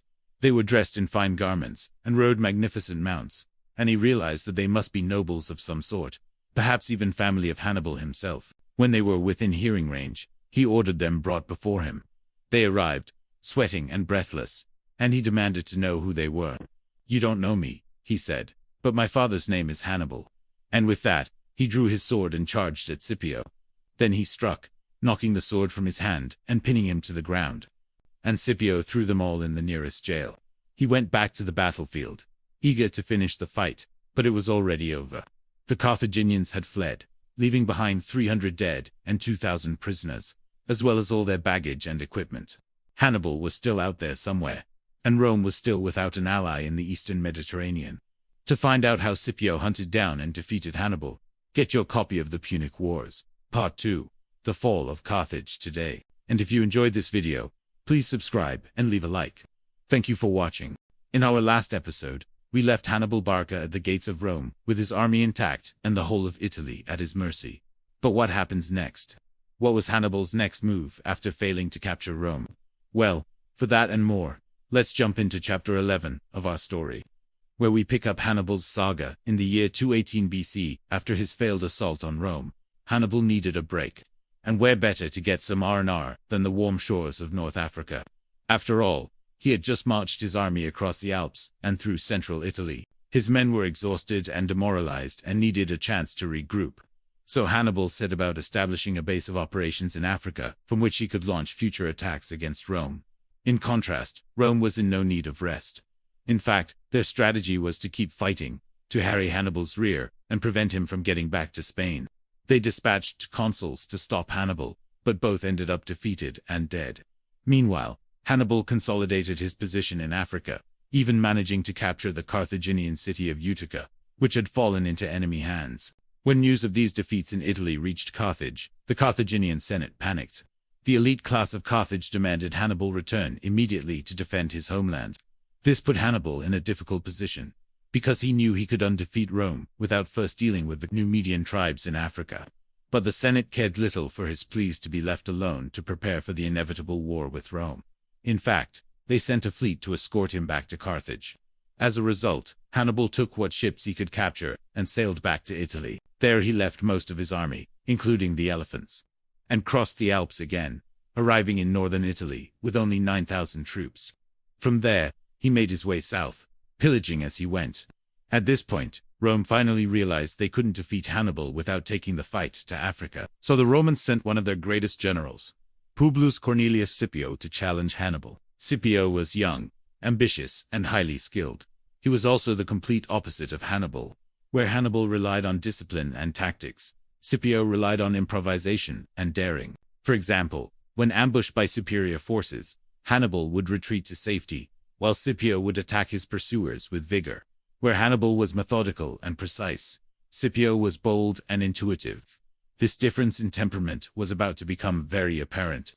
Scipio and Hannibal faced each other on the battlefield several times over the next few years, with each general winning a few battles. Both sides claimed victory for themselves and called their opponents cowards for retreating. Eventually, though, both realized they had to face the fact that neither could defeat the other. And so it was that the stage was set for the greatest battle in the history of warfare, the Battle of Zama. But before we get to that epic clash, we have to go back to Scipio's first confrontation with Hannibal at the Battle of the Trebia. That battle had been a tactical masterpiece by Hannibal, who used his cavalry and light infantry to encircle and destroy the Roman legion. But despite being technically defeated, Scipio had gained a strategic victory by inflicting heavy casualties on Hannibal's troops. This led to an interesting development. After the battle, Hannibal's men became increasingly mutinous, complaining bitterly about their losses and refusing to fight. Hannibal tried his best to rally them, but his authority over the troops was waning, and he knew if he didn't do something quickly, his entire army could mutiny. So he decided to take a gamble. He gathered his men and announced that he had received orders from Carthage to lead a new campaign against the Gauls. He said the Gauls had been plundering the Carthaginian possessions in Spain, and it was time to put an end to it. Hannibal knew full well there was no such order from Carthage, but he hoped the prospect of plunder would re-energize his men. It worked brilliantly. The soldiers perked up at the prospect of looting and pillaging and followed Hannibal back to Spain, where he hoped to raise new troops and supplies. But it wasn't long before the soldiers grew tired of campaigning. Again, Hannibal tried to lift their spirits, but this time he had no tricks left. At this point, the situation was desperate. Hannibal needed help, and he knew only one way to get it. He had to win a great victory, something spectacular that would turn the tide of war in favor of Carthage. But how could he possibly pull it off? Meanwhile, as Hannibal was struggling in Spain, Scipio had returned to Italy victorious. He was hailed as a hero and given command of a new legion. With this new force, Scipio headed south to take on Hannibal once and for all. The two armies met near the city of Zama, and Hannibal knew he had to win this battle or lose everything. But how could he possibly defeat Scipio, a man who seemed to embody everything Hannibal was not? To understand how Hannibal pulled it off, we need to understand the strengths and weaknesses of these two opposing commanders. We can start with Hannibal, whose greatest strength was his uncanny ability to make the most out of any situation. Even when outnumbered and low on supplies, he never gave up hope. His tactical brilliance is legendary, and he was always able to find creative solutions to difficult problems. However, his greatest weakness was his inability to change his tactics. Inflexible and dogmatic, He stuck to the same strategies, regardless of the circumstances. And this ultimately proved to be his undoing. In contrast, Scipio was a master of adapting to new situations. He was quick-witted and bold, and was never afraid to take risks. But his greatest weakness was his arrogance. He was known for making rash decisions, without thinking them through, which often put him and his troops in danger. Despite these weaknesses, Hannibal and Scipio were evenly matched. Neither had a clear advantage over the other, which made the upcoming battle all the more tense. In fact, the situation was so tense that it was almost impossible to predict who would win. Each commander had his own strengths and weaknesses, and it was anyone's guess as to who would prevail. As the two armies faced off, the tension was palpable. The soldiers knew this battle would decide the fate of the war, and they were eager to get into the thick of the fight. Hannibal's elephants thundered, their tusks flashing in the sunlight, while Scipio's cavalrymen urged their horses forward, eager to test their mettle against the Carthaginians. On the sidelines, Hannibal and Scipio watched their troops engage, each knowing that the outcome of the battle rested on their shoulders. The sun beat down on the battlefield as the two armies clashed. Swords rang out, and the air filled with the shouts of men and the screams of the wounded. Hannibal's elephants charged into the fray, trampling the Roman ranks and sending them reeling. But Scipio's cavalrymen were quick to exploit the opening, riding in to drive the elephants back. The tide of battle ebbed and flowed, as the two armies fought fiercely for every inch of ground. Through it all, Hannibal and Scipio remained calm, issuing orders and making adjustments to their strategies as needed. It was a masterclass in military tactics. And then, just when it seemed that Hannibal might pull out a victory, disaster struck. One of Hannibal's elephants fell victim to Scipio's cavalry, and soon the entire Roman army was bearing down on the Carthaginians. Hannibal's troops began to falter, and it looked as though the Carthaginian general would be forced to retreat. But just as the battle seemed to be slipping away from Hannibal, something unexpected happened. A group of Carthaginian light infantrymen, who had been holding back until now, surged forward and threw themselves into the fray. Their sudden appearance caught the Romans off guard, and for a moment, the momentum shifted back in Carthage's favor. Seeing an opportunity to turn the tide of battle, Hannibal ordered his remaining elephants to charge forward.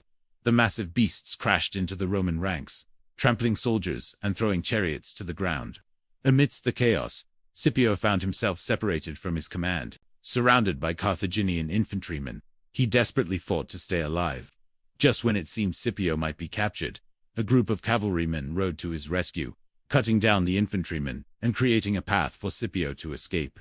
Realizing the battle was lost, Hannibal ordered his men to retreat. The Carthaginians fell back in good order, leaving behind only the dead and dying. As the sun began its slow descent toward the horizon, the Roman and Carthaginian armies surveyed the battlefield. The Romans had emerged victorious, but at a great cost. Many of their finest soldiers lay dead or dying on the ground, and their hopes for a swift end to the war had been dashed. For the Carthaginians, the defeat was a bitter pill to swallow. They had come so close to victory, but in the end, it was not to be. Now, as the armies prepared to depart, Hannibal and Scipio met on the field. They had been rivals for so long. Their paths had been intertwined. Now, as they stood facing each other, both knew that the war was far from over. In fact, the stakes had never been higher. For Hannibal, this was a fight for the survival of Carthage. For Scipio, it was a fight to secure Rome's dominance in the Mediterranean. They had clashed on many battlefields, and each had emerged victorious on occasion. But now, as they stood on the brink of a new conflict, the question was, who would prevail? Which side will you be rooting for in our next episode? Don't forget to like this video if you enjoyed it, and subscribe if you want to see more content like this. Until then, goodbye. The year is 202 BCE. Rome has finally assembled an army powerful enough to stop Hannibal Barca from destroying Italy. Under the command of Lucius Cornelius Scipio, the Roman forces are poised to crush Carthage once and for all at the Battle of Zama. But can they stop Hannibal's war elephants? Will Massinissa and his cavalry secure their flanks? And how will Carthage's elite troops respond when the time comes for them to fight? Let's find out. Welcome to Chapter 12 of our series, The Punic Wars. If you're new here, we bring you episodes on ancient history's biggest battles. So subscribe if you enjoy learning about epic historical battles. First, let's build the scene. Hannibal is in a forest clearing. On the left wing, he stations 20 war elephants with 40 light infantry to support them, while another 20 elephants with the same number of infantrymen stand ready on the right wing. In the center, He places 10 elephants, along with 60 light infantry, to protect his baggage train and priestesses of Baal Hamon. In front of the elephants, Hannibal lines up his foot soldiers, 3,200 light infantry, 800 Numidian cavalry, and 200 cavalry from Spain. He reserves his best troops, 1,000 African and 1,000 Italian veterans, for the moment when he thinks the enemy will be exhausted. This veteran shock force is the key to victory or defeat for both sides. Opposite him, Scipio also builds his army around 3 sections. The left wing is composed of 3,000 infantry, 700 cavalry, and 20 war elephants with their own infantry support. The right wing is similar with 3,000 infantry, 500 cavalry, and 20 elephants. And the center consists of 3,000 light infantry and 400 cavalry. Scipio positions his heavy infantry, 4,000 men strong, in 2 blocks next to his center, which would put them out of range of Hannibal's elephants. Also, standing behind these 2 blocks is his cavalry reserve, 900 strong. Now we have to talk about the terrain, because it'll play a vital role in the outcome of this battle. There are 2 lakes near the Carthaginian camp, one on each side. As the sky darkens and rain pours down, the 2 armies take their places on the field. With the Romans spread out along a ridge to the north, the Carthaginians occupied the low ground to the south. Hannibal watches with amusement as Scipio sends his cavalry on a reconnaissance mission, rides ahead of his own cavalry. Just before the rain subsides, both generals draw their swords and issue orders for the attack. Scipio will attempt to replicate the double envelopment he used at the river Trebia, but this time there are no elephants to worry about. The Roman cavalry charges into the center of the Carthaginian line and soon breaks through. Seeing this, Hannibal sends his cavalry forward to stop them. They clash in a desperate struggle, but the Romans win the day. Meanwhile, the Roman cavalry on the right wing engages the Spanish cavalry, while on the left, the cavalry supports their infantry as they drive back the Numidians. But that's about all the success the Romans see during this phase of the battle. They try to push into the center, but the light infantry holds firm. And on the wings, the cavalry fails to rout Hannibal's men. Now it's time for the second phase of the battle. Hannibal throws his war elephants into the fray, 2 ranks deep. Their live Numidian riders use long spears to control the animals and jab at the enemy. First, they charge into the Roman cavalry on the left, but they fail to stop the horse. Then the elephants go after the Roman cavalry on the right, who ride out the initial shock and return the favor. With javelins and swords, though, the riders flee, abandoning their wounded elephants. Now with little direction, the wild animals rampage across the battlefield, trampling dead horses and fallen soldiers alike. But from the chaos comes order, as Scipio uses his infantry to exploit openings in the Carthaginian line. His heavy infantry drive the Carthaginians off the ridge on the left wing, while on the right, they break through the center and pursue the fleeing Carthaginians. The tide has turned. Now Scipio must make a critical decision. He could allow his troops to pursue Hannibal's cavalry, but that would only strengthen Hannibal's claim that Rome is being overconfident and reckless. Instead, he orders his men to turn and face the Carthaginians, prepared to fight another day. It's not what Hannibal expected, and realizing that the veterans were the only ones who could change the fortune of the battle, Scipio orders them to hold their ground and smash into the advancing Carthaginians. It's been a long time since these men fought together, and it shows. At first, the 2 sides exchange nervous glances, then swords flash and shields clash. The Romans are fighting to protect their homeland.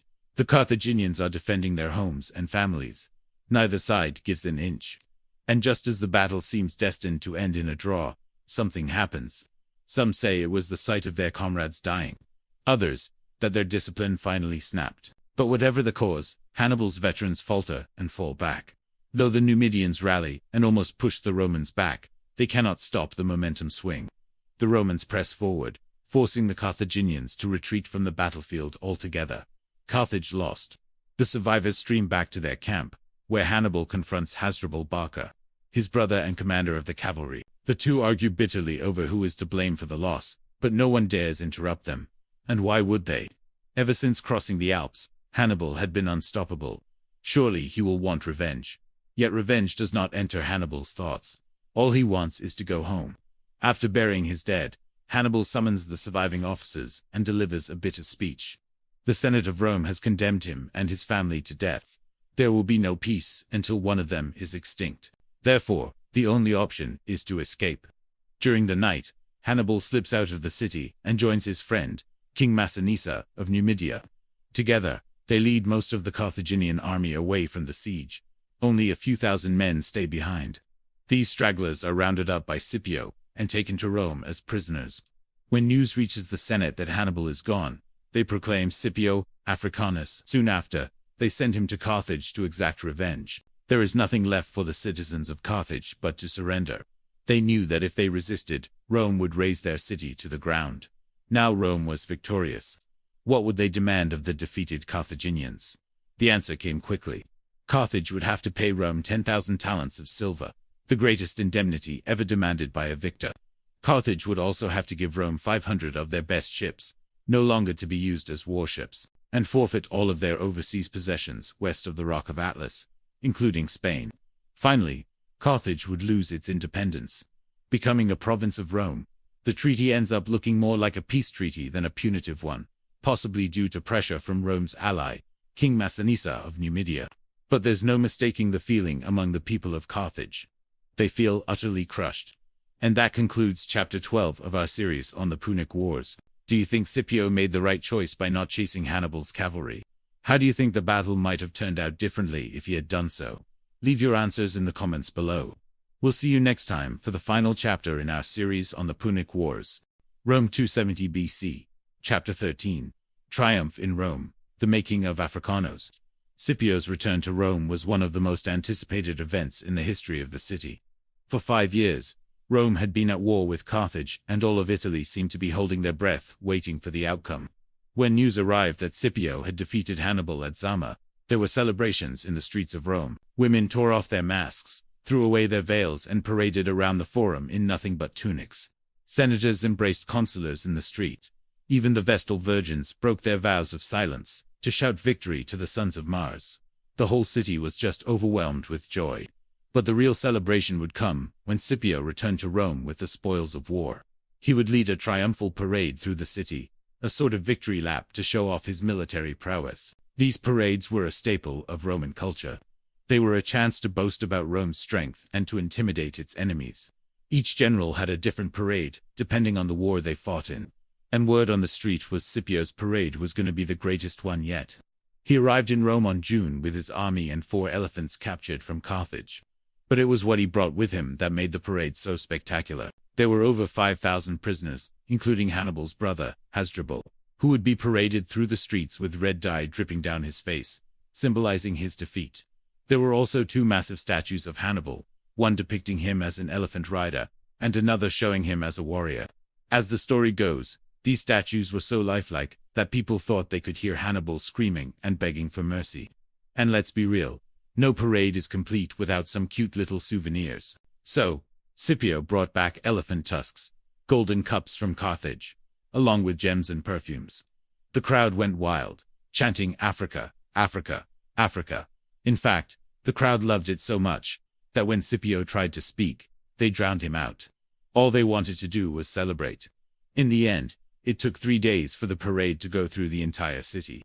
It was one of the biggest displays of military might in the ancient world, and with this display came rewards. One of the great things about being a Roman general was the honor of a successful campaign was rewarded with a special title. This title would be added to your name and passed down to your descendants. It was a kind of bragging right that let everyone know you had done something special for Rome. Now, we don't know exactly how the title was decided. Maybe the Senate voted on it, or maybe the general just gave themselves the title. Either way, the title was something everyone knew about, and it became a big part of Roman history. Titles like the Great, the Victor, the Elder, or the Younger. Most titles were based on some aspect of the person's personality or accomplishments. And after the parade, everyone agreed Scipio deserved an awesome title, too. They just couldn't decide what it should be. Some wanted Africa, which was the name of the war. Others wanted Hannibalis, meaning of Hannibal, as in beware of dog. But in the end, they went with Africanus, meaning of Africa. It was a simple title, but it was one that everyone could get behind. And so it was written in the records of Rome that Lucius Cornelius Scipio was renamed Lucius Cornelius Scipio Africanus, a hero who had saved Rome from the Carthaginians by defeating Hannibal at the Battle of Zama.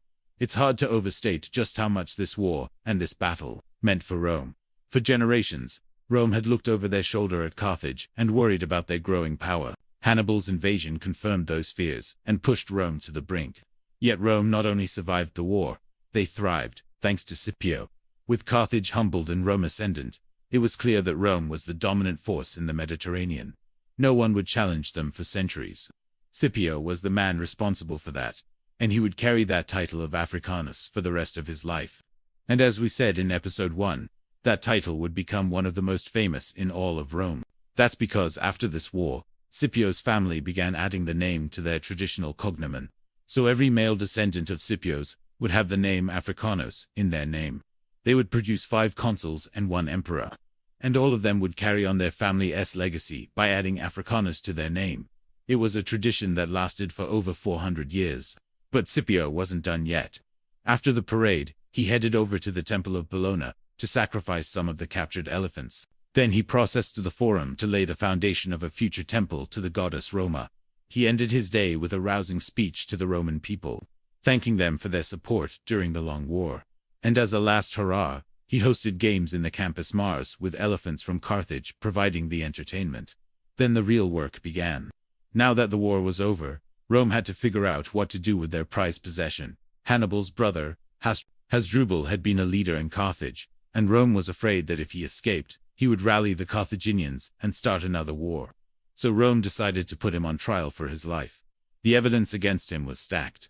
He was charged with unleashing the plague on Rome, killing many of Rome's best soldiers, invading Italy, burning the city of Syracuse, and almost killing or capturing several Roman consuls. To top it off, he was the brother of Hannibal. How could he not be guilty? As soon as the trial started, it was clear Hasdrubal was doomed. Even though he pleaded not guilty to all charges, the jury found him guilty on all counts. The Roman mob wanted revenge for the death of their citizens. They wanted Hasdrubal dead. In the end, he was crucified near the Forum, a constant reminder of the brutality of Carthage. Once Hasdrubal was taken care of, it was time for Rome to collect on the terms of the treaty. Carthage had to give up a lot of land, pay a huge indemnity, and give Rome more war elephants. But there was one thing the treaty didn't mention: slaves. Rome wasn't satisfied with what they got in the parade. They wanted more slaves. So Roman officials rounded up every Carthaginian merchant in Rome and shipped him back to Carthage. Then they did the same thing in Carthage. Over the next few months, thousands of Carthaginians were sold into slavery. Many of them were rich and educated, but now they were property. They didn't know what to do. Meanwhile, the Romans were getting ready to divide up the Carthaginian territory. Most of the western provinces went to Rome's allies. But Rome got the eastern provinces, which included the important cities of Lilybaeum and Drepana. Rome had grown significantly during the war. Cities like Capua, Neapolis, and Rhegium had been destroyed, but Rome gained new territory in Spain, Sicily, and Sardinia.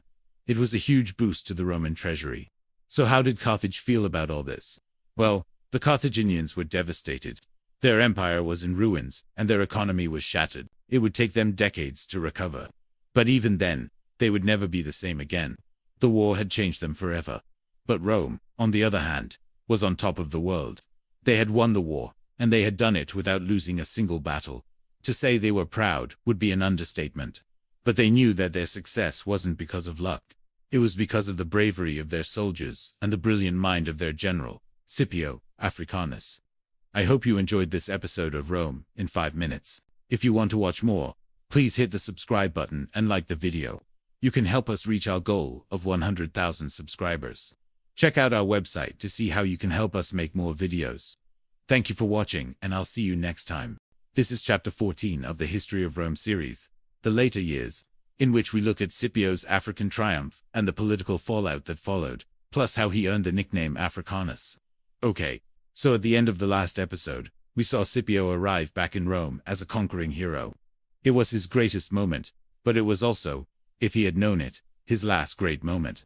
Because although he was greeted with a hero's welcome by most Romans, there were some who weren't pleased to see him, notably Cato the Elder, who was one of the few men in the Senate who had voted against the war in Africa in the first place.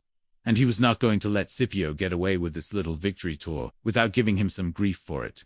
So when it came time for Scipio to give his thanks to the gods for his victory and make sacrifices on the Capitoline Hill, who do you think was there to greet him? You guessed it, Cato. And he greeted Scipio by saying, "So you have come to sacrifice to the gods. just as you did with Hasdrubal, to sacrifice to your own ambition. And then he accused Scipio of making the whole thing up, claiming that Scipio didn't really defeat Hannibal at all, because Hannibal wasn't even there. As far as Cato was concerned, Rome would have been better off if Hannibal had defeated Scipio. That would have been a true victory. And if he could have his way, he would have punished Scipio for losing the Battle of the Tribia, even though technically he hadn't lost it, and for accepting bribes from Carthage, in exchange for letting them win the battle. At least that was what Cato claimed he had done, which was, of course, totally false. But Cato made these accusations anyway, in the Senate, which meant that Scipio now had to defend himself. So he stood up in front of the Senate and said, "You are wrong, Cato, because the Carthaginians did not bribe me. And Hannibal was my enemy, and he fought against me at the river Trebia." Then Cato went right back, took his seat and said, "We should be very glad to hear such an answer from you, Scipio, if we had good reason to fear that you are as false as the money of the Carthaginians." And then the other senators started to murmur among themselves, and Scipio was like, "Oh, you guys, can you believe this guy? He is out of his mind." And Cato shot back, "You are not mistaken, Scipio, if you think I am mad. But many people will think you equally deranged when they learn that you accepted bribes from the Carthaginians in exchange for letting them defeat you at the Trebia."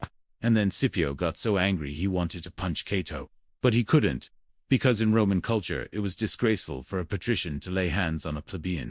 And Cato knew this, so he kept baiting Scipio, until finally, Scipio stormed out of the Senate. And honestly, this is exactly what Cato wanted. If anyone else had talked to Scipio like that, he would have gotten his teeth kicked in. But Cato was playing on the fact that Scipio would never actually hurt him physically, because he knew that would ruin Scipio's reputation forever.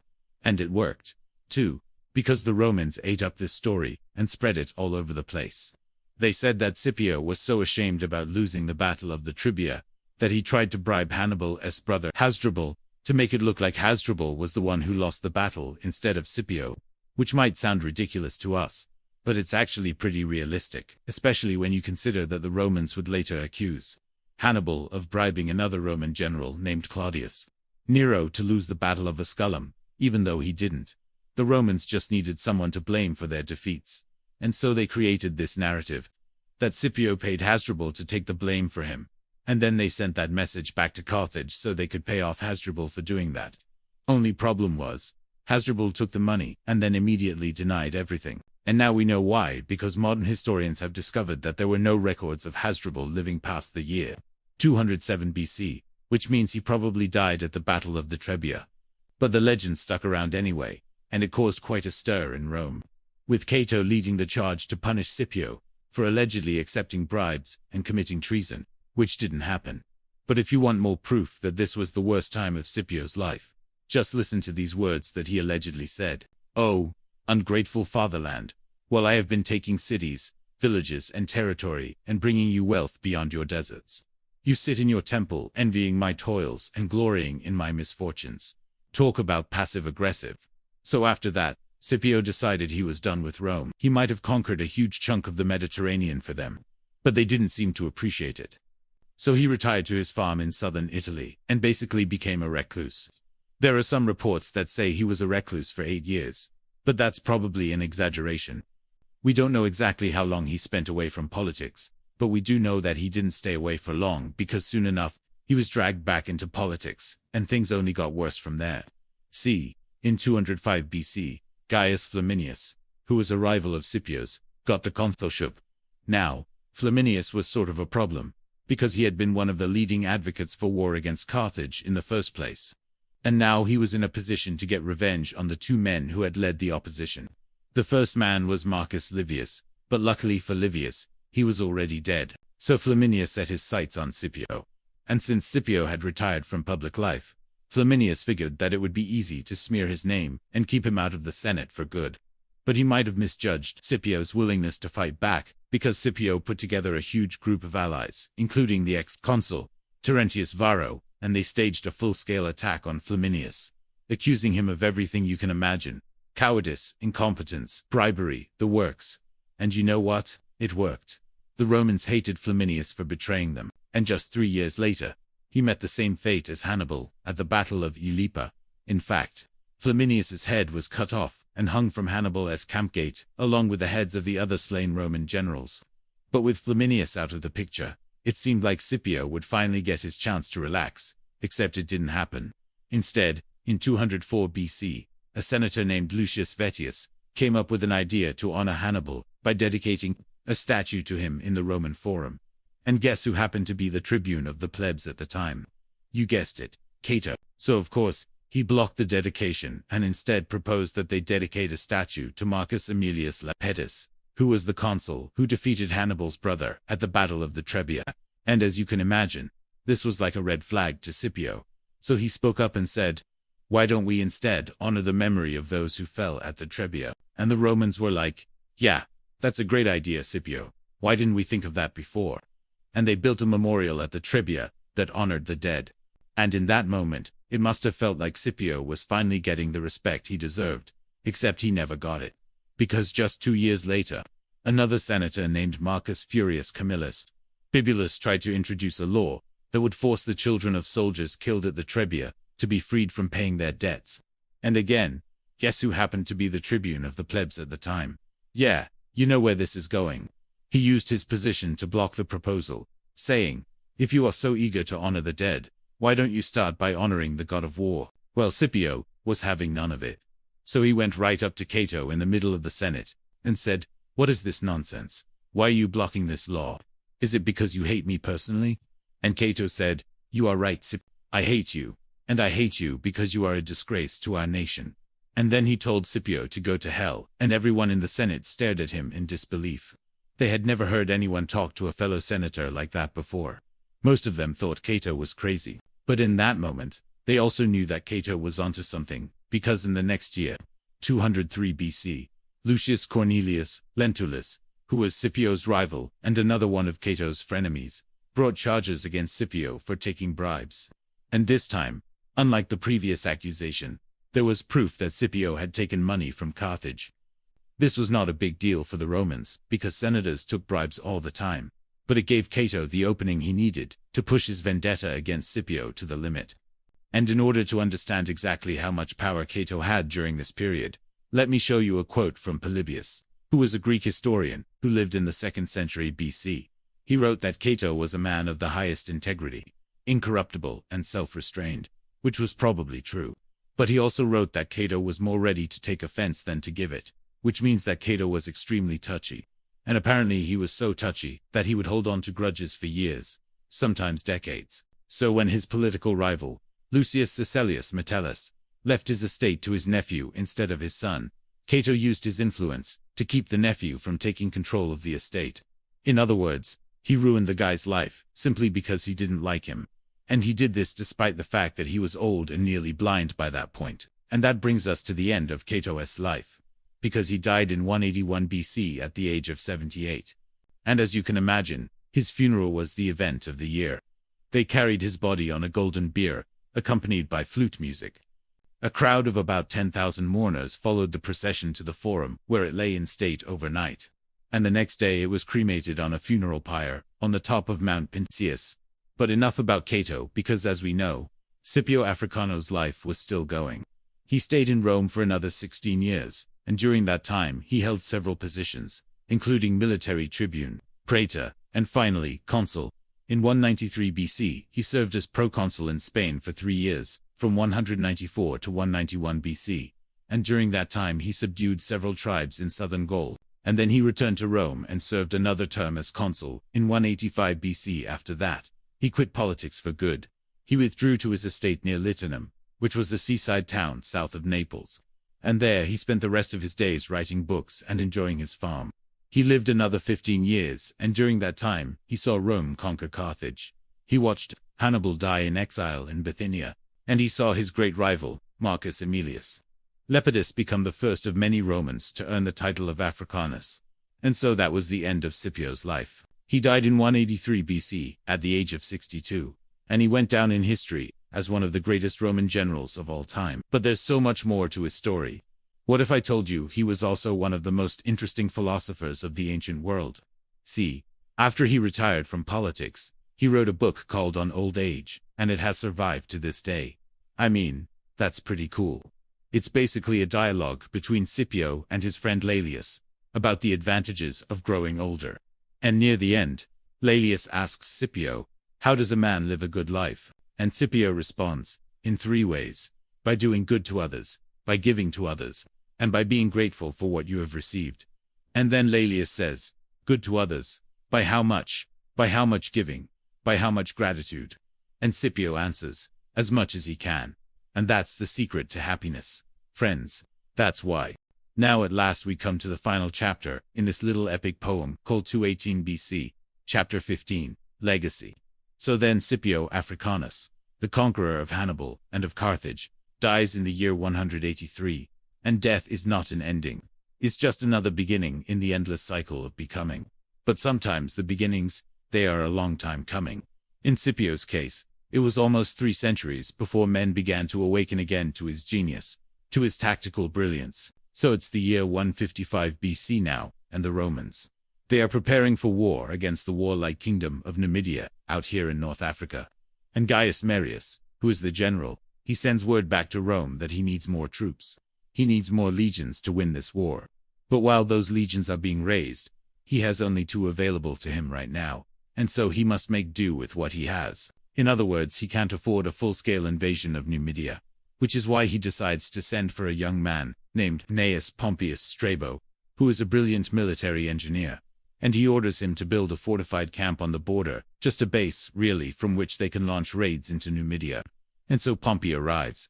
But he finds the terrain so desolate and the local people so hostile that he wants to abandon the project. So Marius tells him, no way, you're staying. And if you need help, then you just ask for it. Right? Because Marius himself, he feels confident. He thinks this is going to be an easy campaign. But guess what? The Numidians, they have other plans. They attack Pompey's camp, and after a fierce battle, Pompey's camp is destroyed, and he barely escapes with his life, running away to safety in the hills. And Marius is furious. He wants revenge. He wants to punish the Nummies. But then some older, more experienced generals, they step in and they say, look, we need these allies more than they need us. So let's just call a truce and go home. And Marius hates it. He thinks he should continue fighting. And the Senate agrees with him. They want war. Because remember, there are 2 types of Roman citizens, those who fight and those who love war. And the Senate belongs to the second group. But that means Marius is stuck. He doesn't have enough troops to conduct a real invasion. He can't even hold the territory he's already won. And so he does something desperate. He turns to a book. Yes, he goes to the library, and he pulls out a book by the great general, Scipio Africanus. The very same Scipio who had defeated Hannibal here, in this very same region, almost 4 decades earlier. And he reads about how Scipio trained his troops, about how he used cavalry, about how he constructed siege engines, how he fought. And he sees that Scipio had overcome difficulties similar to his own. And just as Scipio had once transformed North Africa into a battleground, Marius knows that he too can do the same thing. And so he follows Scipio's example, trains his men, uses cavalry properly for once, builds siege engines, and prepares for a real invasion. And sure enough, the next time the Numidians attacked, he was ready for them. He beats them decisively and chases them all the way back to their king's court. And then finally, the king surrenders. His name was Massinissa, and he became Rome's ally. And so Marius, he proved himself to be quite the general. Except he did it in spite of his best efforts, in spite of his refusal to learn from Scipio. And this just shows how influential Scipio was, because even though he died centuries ago, his methods were so advanced that they still stood the test of time. Later, Julius Caesar will study him. Napoleon will study him. Even modern military leaders, they still talk about Scipio's brilliance. And I don't blame them, because looking at this map, it's hard to argue with results like this. I mean, look at the Western Mediterranean. This whole region, it's all red. This is what Rome looked like at the height of its power, thanks in no small part to Scipio Africanus. I mean, even here in Spain, where I am right now, the city of Carthago Nova, that's New Carthage, was founded by Scipio at the very end of this war. Right, and look at all the places around the Mediterranean that bear his name, like the Scipio Africanus Road, or the Scipio Africanus Monument. And even over here on the east coast of the United States, the city of Scipio in westernmost Texas is named after him. This guy is a legend.